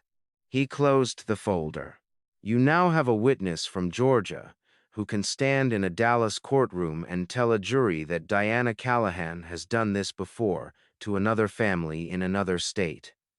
I looked at Arthur. Arthur looked at me, and in the controlled, careful expression on his face, the expression of a lawyer who had been doing this for 40 years and had learned not to show excitement. Prematurely, I saw something I had not seen since I walked off that plane a week ago. Certainty. So we have everything we need to file, Arthur said quietly. Almost, Franklin said. He straightened the folders on his desk. You still need the broker on record for the property transfer, Sandra Cole. Without her testimony, Diana's defense can argue the forged documents passed through legitimate professional hands without raising concern. He looked at Arthur. Close that gap and the case is airtight. Arthur was already writing. Uptown Dallas in the late afternoon had the particular energy of a neighborhood that took itself seriously. Wine bars, opening their doors, fitness studios, emptying out people walking dogs that cost more than some cars. Sandra Cole's real estate office sat on the ground floor of a newer building on McKinney Avenue, all glass and brushed steel, the kind of storefront designed to communicate that the person inside knew what things were worth. Arthur held the door. I went in first. Sandra Cole was at her desk when we entered, head down over a property listing, reading glasses perched at the end of her nose. She was in her early 50s, well-put-together dark blazer hair precisely styled, the presentation of a woman who understood that in her business confidence was half the product. She looked up when the receptionist showed us in, and her expression went through 3 different things in 2 seconds. Professional welcome, recognition that we were not clients, and something underneath both of those that she pushed down quickly and covered with a smile. Mr. Webb, she said, standing. And you must be Mr. Callahan. I am, I said. She gestured to the chairs across from her desk and sat back down with the composed ease of someone who had navigated difficult conversations before and expected to navigate this one the same way. I noticed her hands as she set down her pen. They were steady, professionally steady, the kind of steady that takes practice. What can I help you gentlemen with today? She asked. Arthur settled into his chair and set his briefcase on the floor. He did not open it immediately. He folded his hands on his knee and looked at Sandra Cole with the patient, unhurried expression of a man who already knew the ending and was simply walking toward it at a deliberate pace. We're here about the property transfer on Birchwood Lane, he said. Specifically the warranty deed executed approximately 4 years and 9 months ago, transferring title from Robert Callahan by power of attorney to Diana Callahan. He paused. You were the broker of record on that transaction. Sandra's composure held. I handle a significant volume of transactions. I'd have to pull the file too. I have the file, Arthur said pleasantly. He reached into his briefcase and placed a copy of the transaction documents on the desk. The warranty deed, the power of attorney, the broker commission record with Sandra's license number printed clearly at the bottom. He placed them one at a time unhurriedly. like he was setting a table. Sandra looked at the documents. Her hands, I noticed, had stopped being professionally steady. "Well, Mom, is there a question?" she asked. Her voice was still controlled but thinner than it had been 30 seconds ago. "Several," Arthur said, "but we'll start with one." He reached back into the briefcase and placed a second document on top of the first. A printed bank record, a wire transfer $15,000 from an account held by Diana Callahan to a personal account held by Sandra Cole, dated 3 days before the transaction closed. "Would you like to tell us about this payment?" The color in Sandra's face changed. Not dramatically, just a shift, a slight draining, the way a light dims when the voltage drops. She looked at the bank record for a long moment. Then she took off her reading glasses and set them on the desk with a small, careful click. "That was—" She stopped. Started again. "I provided consulting services." "Sandra." Arthur's voice was not unkind, but it was absolute. "We have the forged power of attorney. We have the notary fraud record. We have the recording of Diana Callahan discussing the transaction by name with a witness. We have the full financial trail from 8 different angles." He leaned forward slightly. "I am not here to trap you, but I am here to tell you that when this goes to trial, and it will go to trial, the broker of record on a fraudulent property transfer, who received $15 0 inches cash 3 days before closing, will be a significant figure in the proceedings." He paused. "How significant is up to you." The fight went out of her. Not all at once, it happened in stages like a building settling. Her shoulders dropped a fraction. Her chin dipped. She pressed her fingers flat on the desk in front of her and looked at them, and I watched a woman who had told herself a story about a bad decision for almost 5 years finally run out of road. She came to me with the paperwork already prepared. Sandra said. Her voice was quiet now, stripped of its professional polish. "The power of attorney, the deed." She said it was a family matter, that her husband had authorized the transfer and was overseas and couldn't attend in person. I asked for secondary identification. She paused. She had it. The documents looked right. The signatures looked right. She looked up at me, not at Arthur. At me. I knew something felt wrong. I've done this long enough to know when something feels wrong. "But you took the money," I said. Her jaw tightened. Her eyes went red at the corners. I told myself it was a family dispute, that it wasn't my business, that the paperwork was in order. She pressed her lips together hard for a moment. $15,000, and I told myself it was fine. She pulled a legal pad toward her and looked at Arthur. "What do you need from me?" "A full written statement," Arthur said. "Everything she said. Everything she showed you, the exact circumstances of the payment. Signed and notarized." "I'll lose my license," she said flatly. "Almost certainly," Arthur said. "But a voluntary statement given before charges are filed carries weight that testimony under subpoena does not.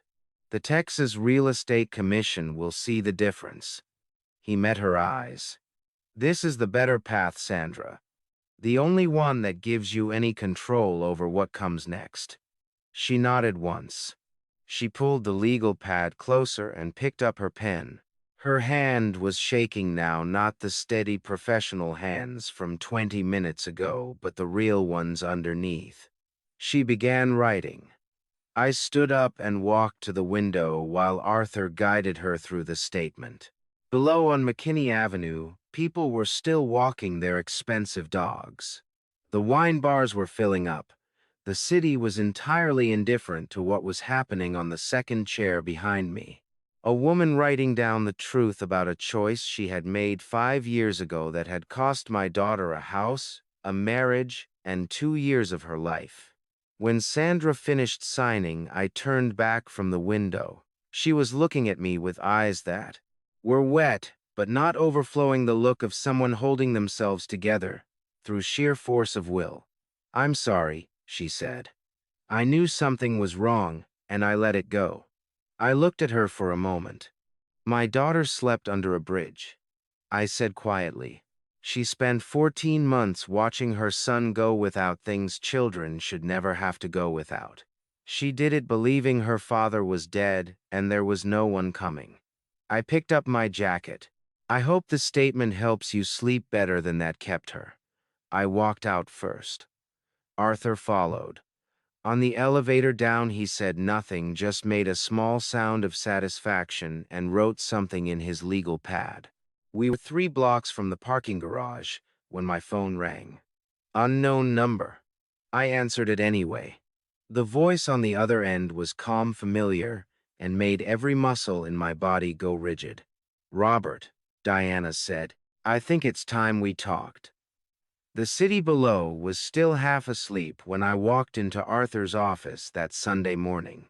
The skyline stretched gray and pale beyond the floor-to-ceiling glass, and the coffee Arthur handed me was so hot it nearly scalded my fingers. I wrapped both hands around the cup anyway, grateful for something solid to hold on to. "He called me back," Arthur said, dropping into his chair and spreading a manila folder across the desk. "Ethan Harmon. He wants to talk, but only to you. No lawyers in the room." My jaw tightened so hard I felt the ache all the way up to my temple. "He doesn't get to set conditions. I'm Robert." Arthur's voice was even measured, the voice of a man who had seen 60 years of courtrooms and learned that fury, however justified, never won a case. "Let him feel like he has control. That's when people say things they shouldn't." I exhaled through my nose and set the cup down. "Fine. Where cafe on Elm Street 1100. I arrived 10 minutes early and took the corner booth, my back to the wall facing the door. When Ethan Harmon walked in at exactly 1100, my stomach dropped like a stone into still water. He was younger than I'd imagined, mid-40s, broad-shouldered, in a pressed blue shirt that probably cost more than my first car. His hands were in his pockets, and his jaw was set like a man walking into a dentist's chair. He spotted me and crossed the room without hesitation. "Mr. Callahan." He slid into the seat across from me, and his eyes, hazel, quick-moving, skimmed the table before landing on my face. "Ethan." I didn't offer my hand. "You already know why I'm here." He picked up a menu, studied it for exactly 3 seconds, then set it down. "I know what you think I did." The burn behind my eyes was immediate and fierce, the kind of heat that comes from keeping rage behind a dam for too long. "What I think you did." I repeated the words slowly, each one deliberate. "My daughter spent 14 months sleeping in a parking structure, Ethan. She sold her mother's wedding ring to buy Noah a pair of school shoes." You want to tell me what you actually did?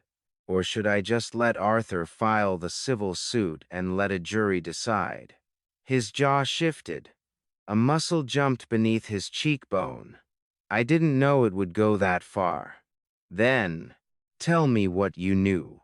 I leaned forward, both forearms flat on the table, and I held his gaze without blinking. "All of it.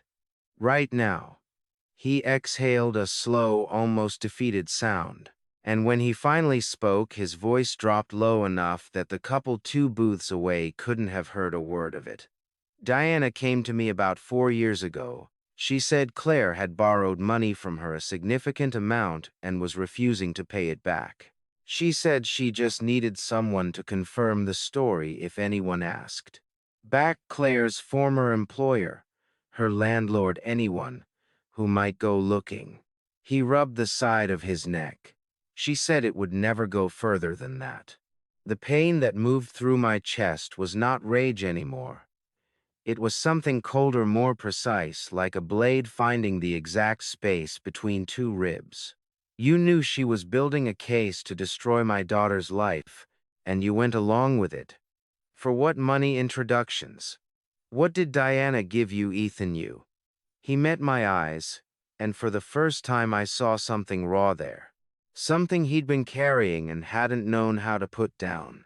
She pushed 2 contracts my company's way. Total value just under $400 000. $400 000. My voice was barely above a whisper. That's what Claire's life was worth to you. I didn't know about the house. He pressed his palms flat to the table, and I noticed his hands were trembling just slightly at the knuckles the way a man shakes when he's finally said a terrible thing aloud and can't take it back. I didn't know about the debt she created under Claire's name or the accounts she emptied. When I started figuring out the scale of what she'd done when my voice cracked at the edges just barely. When did you figure it out, Ethan? He swallowed. About 8 months ago. 8 months. 8 months. While Claire was sleeping on concrete.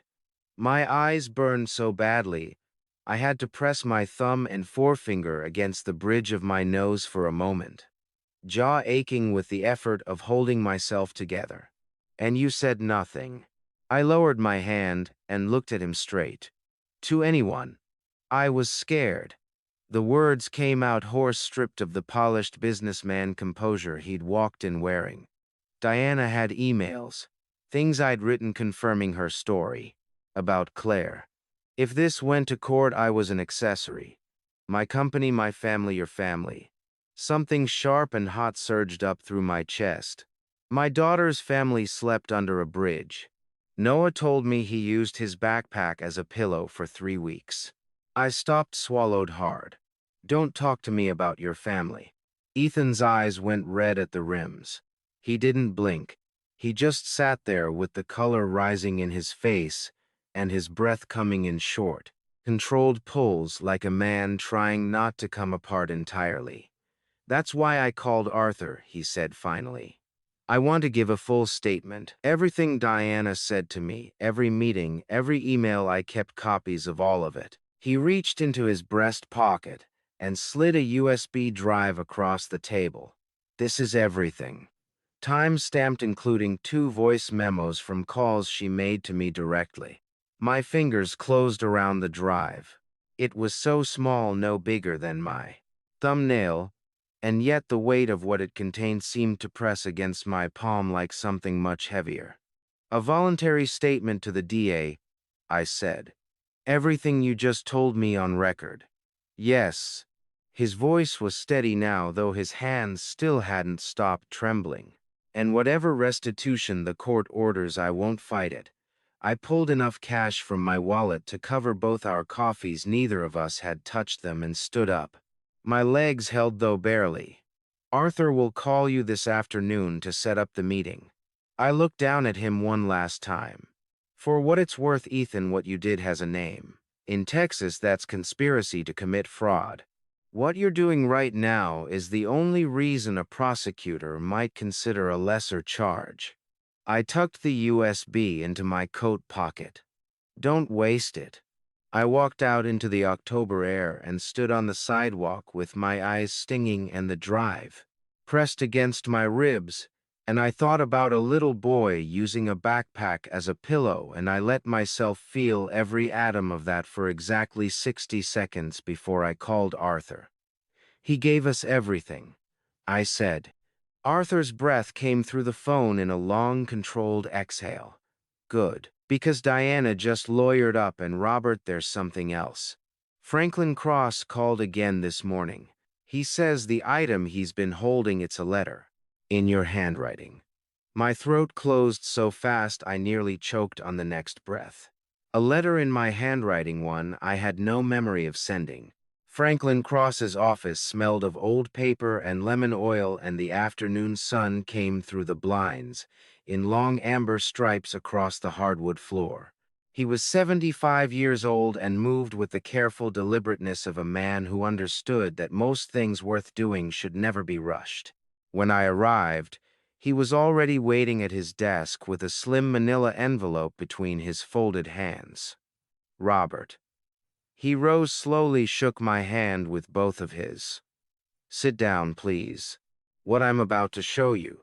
I want you to be sitting down. I sat. My coat was still on. My heart was already hammering so hard I could feel it in my back teeth. Franklin opened the envelope and slid out a single sheet of paper sealed inside a clear plastic sleeve. He set it on the desk and turned it to face me, and the moment I saw the handwriting my own, the looping cursive I'd used my entire adult life, the slight rightward slant I'd never been able to correct, every cell in my body went cold. "When did you give this to Diana?" Franklin asked, his voice gentle but direct. My voice caught. I pressed my fist against the center of my chest and forced myself to breathe. "I wrote this 6 years ago. I left it on the kitchen counter the morning I flew back to Singapore. I asked Diana to make sure Claire got it." Franklin's expression didn't change, but his eyes, dark and steady behind his wire-rimmed glasses, told me everything before he said a word. "It arrived in my possession approximately 3 weeks after you wrote it. Tappet delivered in a plain envelope, no return address. Just a note inside saying, 'Hold this for Claire Callahan. Do not contact her yet. Robert,' in your handwriting." My fingers had gone numb. I stared at the letter in its plastic sleeve and heard my own voice from 6 years ago coming back to me in fragments. I'd written it at the kitchen table at 50 inches the morning while everyone else slept. I'd told Claire everything I'd been afraid to say to her face. That I was sorry for being absent. That the business was nearly finished, and I would come home properly once it was wound down. That I loved her and Noah more than I had ever managed to articulate in a room where they could hear me. I told Diana to give it to Claire. Diana had sent it to a lawyer instead, with an instruction designed to look like it came from me holding the letter back from my daughter for 6 years.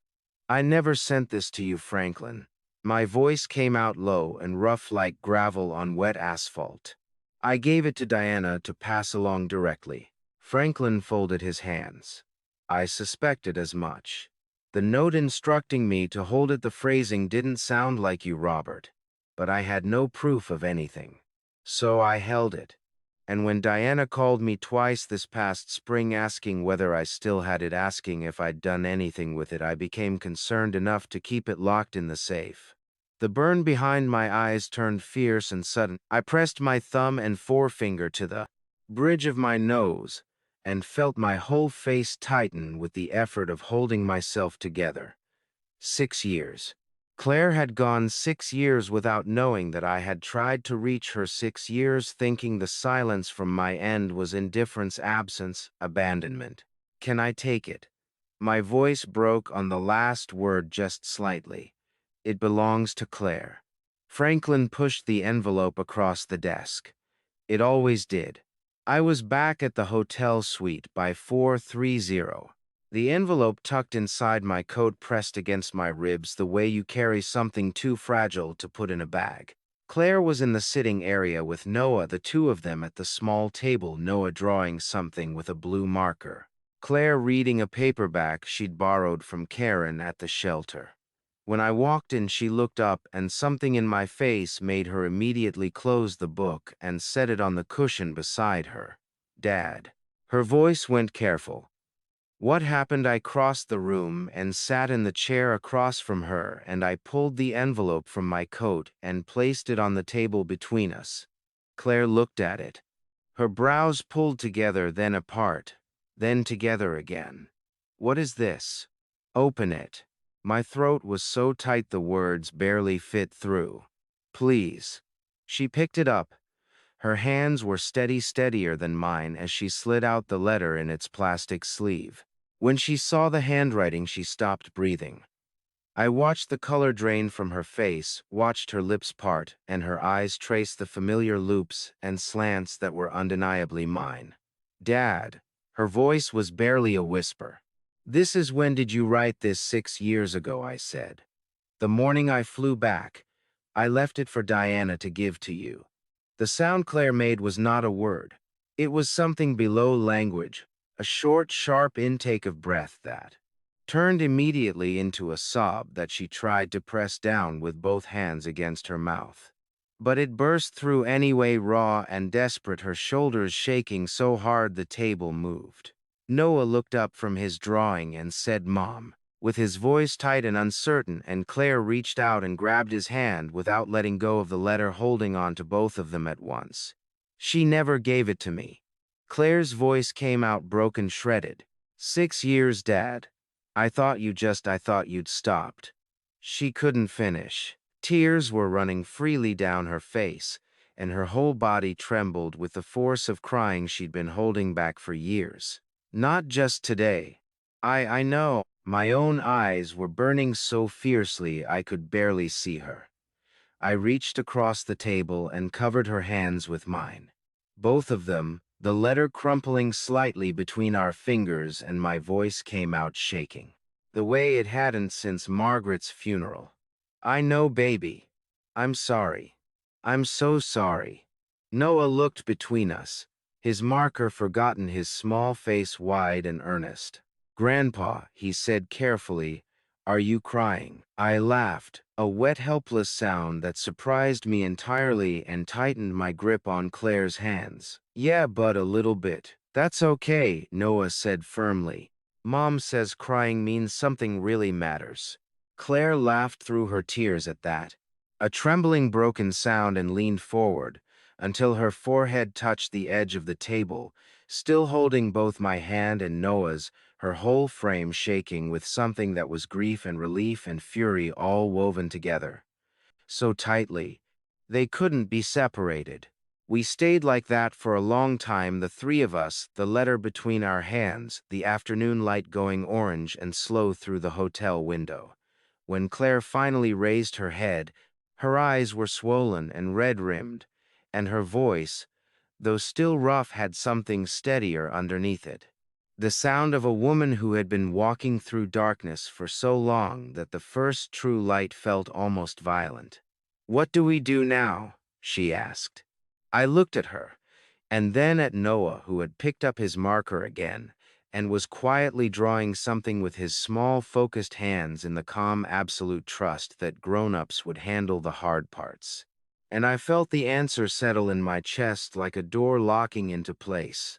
"Now," what I said. "We finish it." Arthur called at 6:15.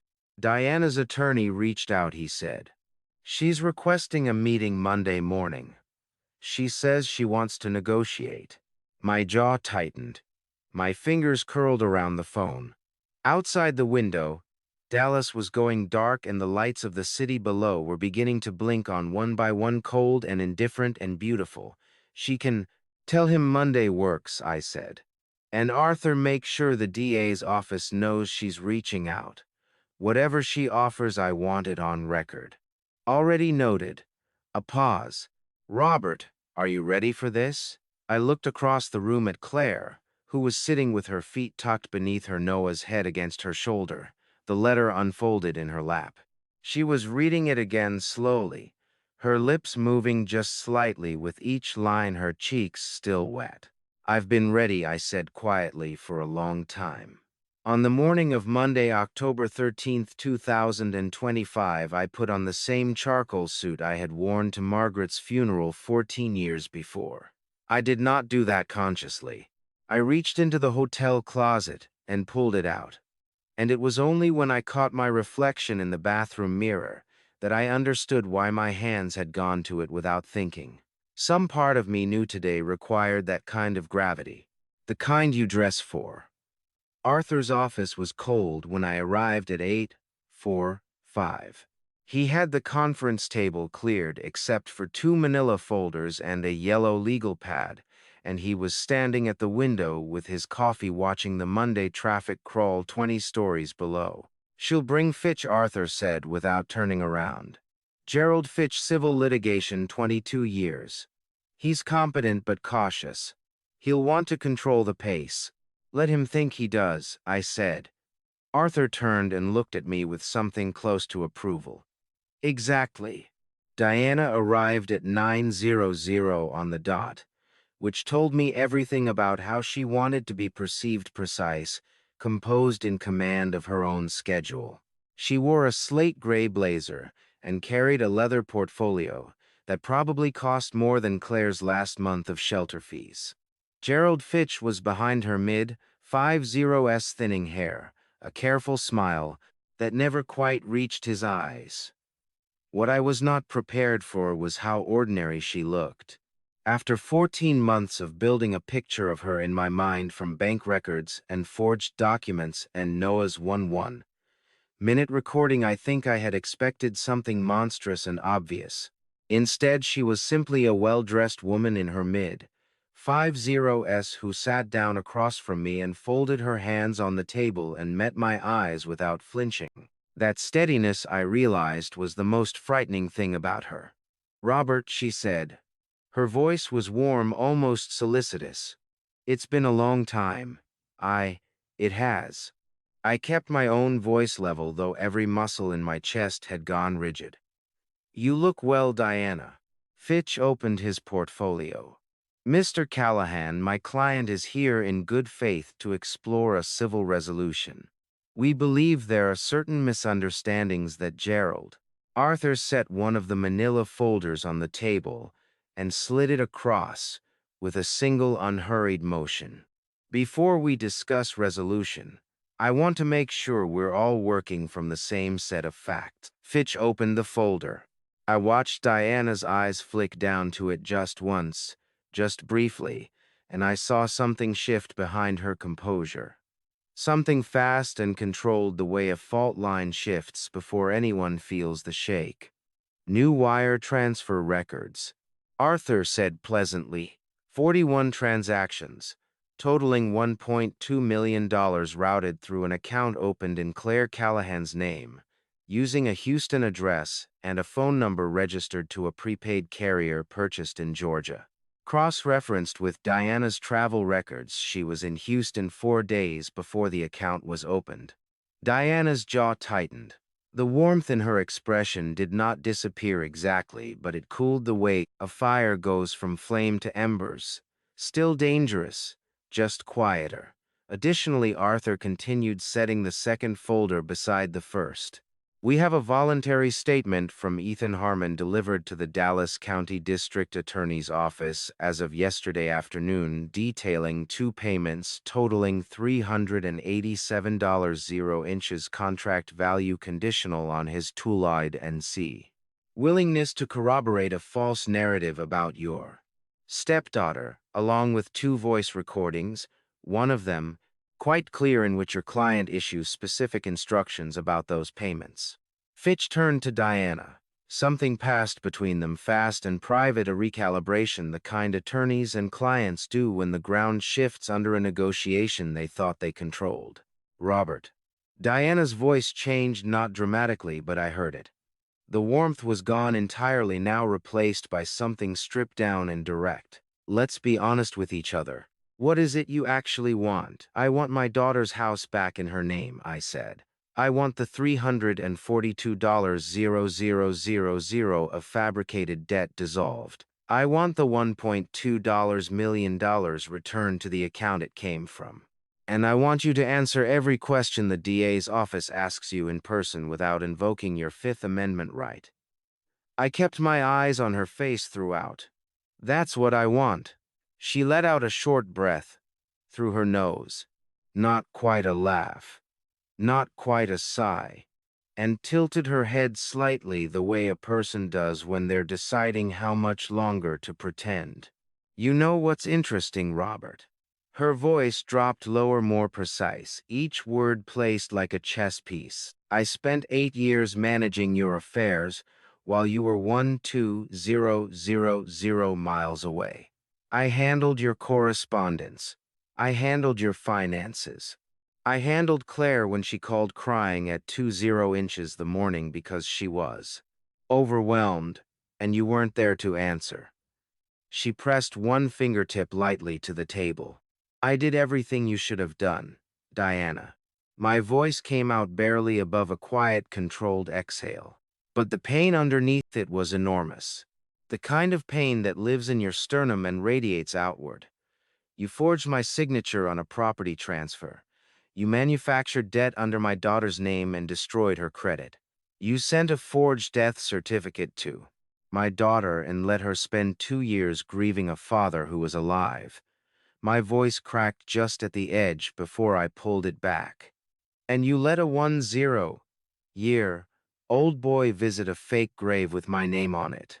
My throat tightened so hard I had to stop for exactly 2 seconds.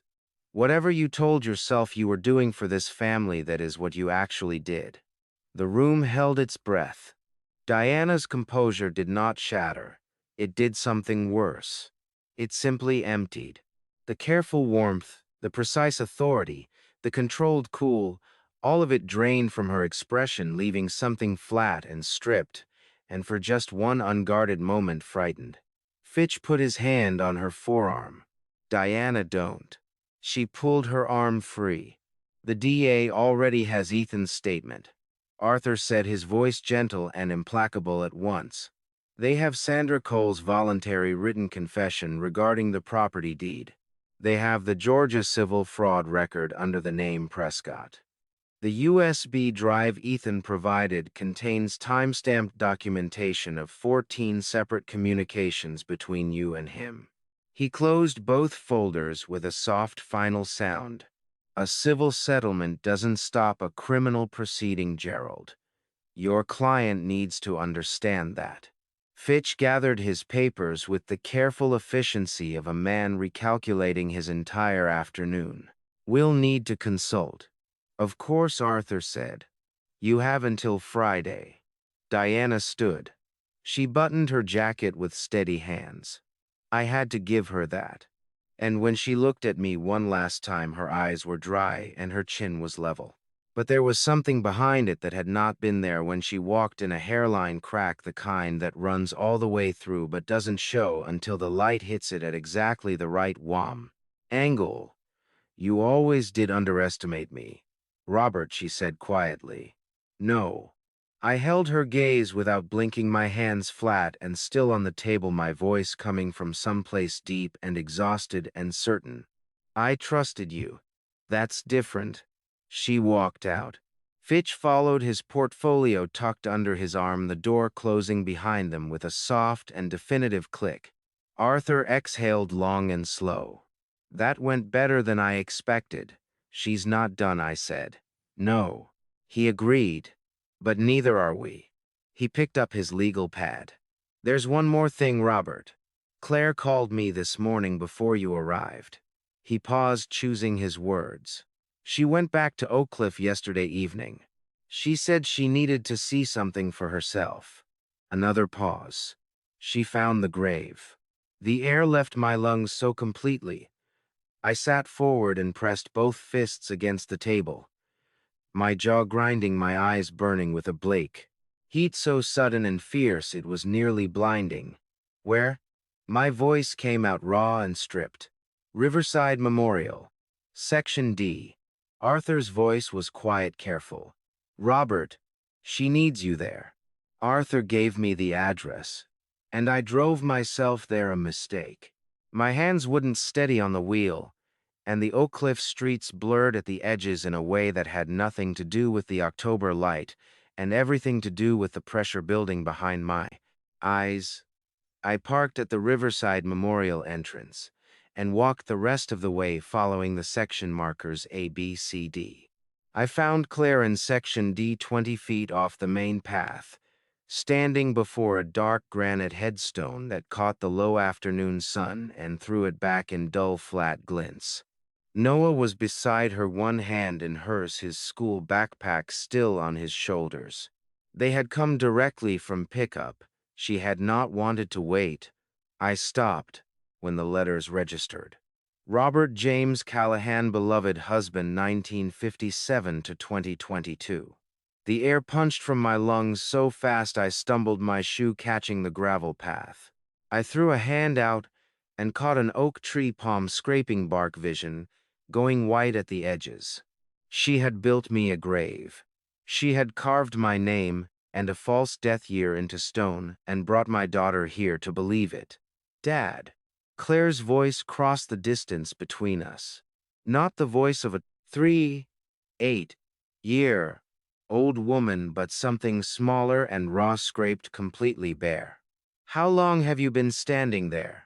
Long enough. I pushed off the tree and walked toward them, forcing my legs to hold. Claire told me that Noah had found it first, a cemetery mapping website where strangers photograph headstones. He had kept it from her for 3 days, not knowing how to say it, not wanting to make her cry again. She had already cried so much. I crouched in front of him, put both hands on his thin shoulders, and looked him in the face. "You are the bravest kid I have ever met," I said. My voice shook on the last two words, and I did not try to stop it. He lost the fight he'd been putting up against tears and threw his arms around my neck with the desperate iron grip of a child who had been carrying something much too heavy for far too long. Claire folded around us both. The three of us stayed like that, kneeling in the October cold, before that stone until Noah's shaking eased and Claire's breathing steadied. When I stood, I looked at the headstone one final time. The anger was enormous and bone deep, but beneath it something had clarified.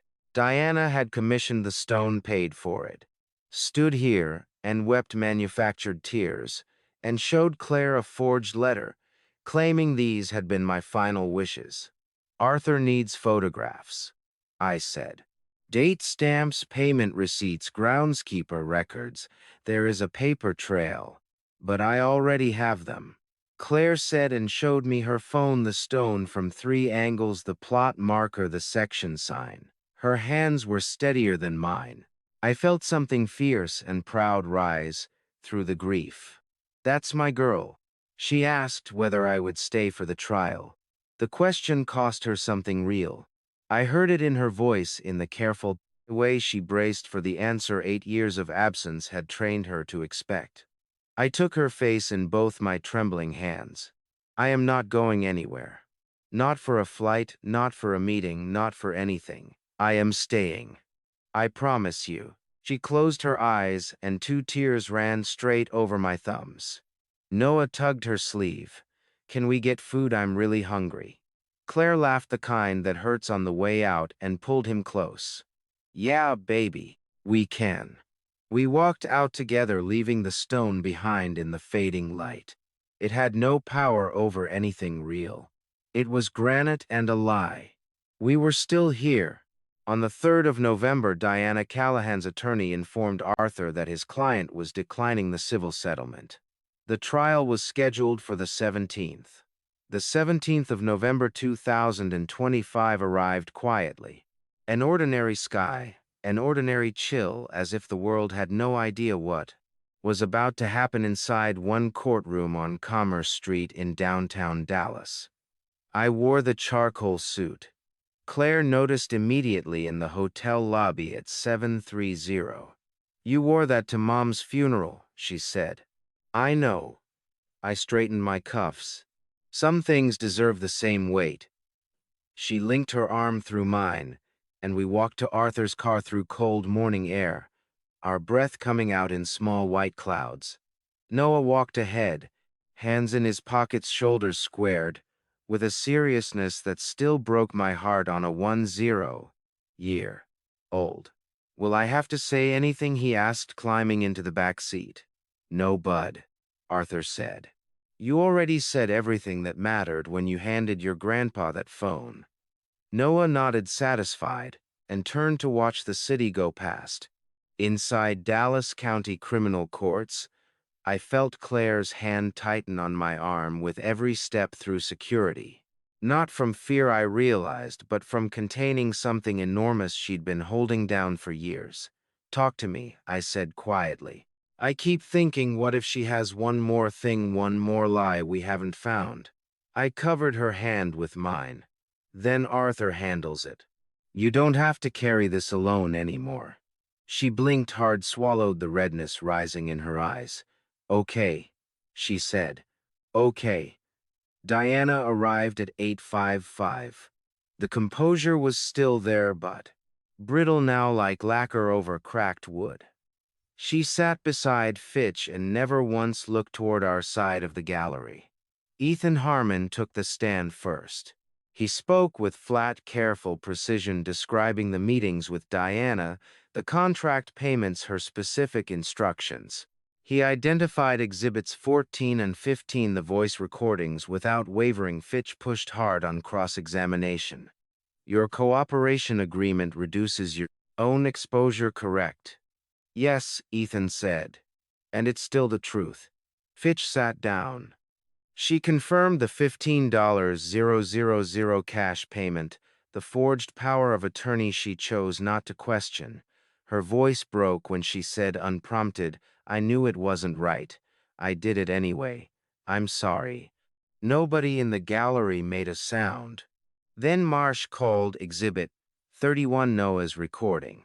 11 minutes and 23 seconds of Diana's voice filling the courtroom. Precise and incriminating, routing funds, timing transfers, instructing Ethan on every detail. Claire's hand gripped mine until I felt the bones shift, her knuckles white, her eyes fixed on the floor. It's almost over, I whispered. I know, she breathed. I know. When it finished, Diana sat bent forward at the defense table, forehead resting on her folded hands. The lacquer had cracked completely. Arthur leaned close. Fitch may call one defense witness. Diana herself. Claire exhaled sharply. She'll have nothing left to hide behind. Verdict could come as early as Friday, Arthur said. I looked at Claire, jaw set, eyes burning with equal parts, fury and hope, hands gripping the bench in front of her. Then we wait, she said. And her voice had never sounded more like her mother's. The verdict came on Friday, November 21st, 2025 at 11:47 inches the morning. Diana had spent 2 hours on the stand Wednesday, composed and convincing, insisting every decision had been made in good faith. For 40 minutes I watched the jury and felt genuine fear. A lifetime of practiced performance is a powerful thing. Then Brandon Marsh stood up. He was unhurried. He walked Diana through 14 wire transfers, each one structured just below the federal $10,000 reporting threshold. She said she didn't recall the specific amounts. He put Exhibit 7 in front of her and asked her to read them aloud. She did. Not one exceeded $9,900. Mrs. Callahan, Marsh said quietly, structuring transactions to avoid federal reporting requirements is a federal crime under 31 U.S.C. Section 5324. Were you aware of that? Fitch objected. Judge Hale overruled. Diana's composure didn't shatter, it calcified. Went from polished to stone rigid. And I watched the jury watching her. And I knew. The jury deliberated 14 hours over 2 days. At 1147, Judge Patricia Hale read the verdict. Claire's hand was in mine. Noah pressed warm and close against my other side. Behind us, I heard Arthur's pen click once against his notepad and go still. On the charge of wire fraud, guilty. Identity theft, guilty. Structuring financial transactions, guilty. Forgery of a legal instrument, guilty. Each count landed like a stone dropped into still water. By the fourth, Claire was shaking so hard the bench trembled beneath us. She pressed her free hand flat against her mouth, fighting back something enormous. Noah leaned to my ear. Grandpa, does that mean she goes to jail? Yes, Bud, I whispered. It does. He buried his face against Claire's side and held on. She broke then completely, the way a dam goes all at once. A raw, helpless sound muffled against the top of his head. I pulled them both close, my jaw aching, my eyes burning, until the courtroom blurred entirely and I let the tears come. There was no reason left to hold them back. Arthur's hand landed on my shoulder. Robert. His voice was thick in a way I'd never heard across 40 years of friendship. It's done. 3 weeks later, on December 12th, Arthur handed Claire the court order restoring title to 1147 Birchwood Lane. The fraudulent debt of $342,000 void. Civil judgment of $1.2 million entered in Claire's favor. She read it twice, set it down, and quietly cried into her palms. Hey, I touched her wrist. Let's go see the house. Noah was already in the corridor eating an apple backpack on. Finally, he said, I've been waiting forever. The drive took 20 minutes. I kept one hand on the wheel and held my palm open across the center console until Claire put her hand in mine. We didn't need words. Not after 8 years, 47 letters of fake grave, and 14 months under a bridge. We pulled into the driveway on Birchwood Lane. Claire picked up the key Arthur had left on the doorstep, then looked back at me. Together, she said. Together. The lock turned with a clean, solid click, the sound of something that had been closed far too long, and we walked inside. They say God doesn't give you more than you can carry. But I'll be honest with you. There were nights I wasn't so sure. I carried 8 years of absence like a stone in my chest, telling myself the work was for my family when the truth was simpler and harder than that. I wasn't there, and the people I loved paid the price for it. So, if you take anything from this old man's story, let it be this. Don't be like me. Don't wait until your daughter is sleeping under a bridge to remember that no business deal, no overseas contract, no amount of money is worth the years you'll never get back. Trust carefully, love loudly, stay. I've learned that silence isn't peace. It's just postponed pain. I've learned that the people who hurt your family rarely look like villains from the outside. And I've learned that a 10-year-old boy holding his mother's hand in the dark is worth more than every dollar I ever earned. This has been one man's family story, messy, broken, and by some grace I still don't fully understand, put back together. If it sounded like your story or your neighbor's or someone you love, then it did exactly what I hoped it would. These are the kind of grandpa stories I never wanted to have, but I'm grateful I lived to tell them. If this family story moved you, if it made you hold someone a little tighter today, drop a word in the comments. Share it with someone who needs to hear it. And if you want more grandpa stories like this one, you know where to find us. A final note. The stories ahead contain some fictional elements built entirely for reflection and human connection. If that's not for you, no hard feelings. Step away, find what feeds your soul, and take good care of yourself. And from the bottom of this old heart, thank you. Thank you for staying until the very last word. It means more than you know.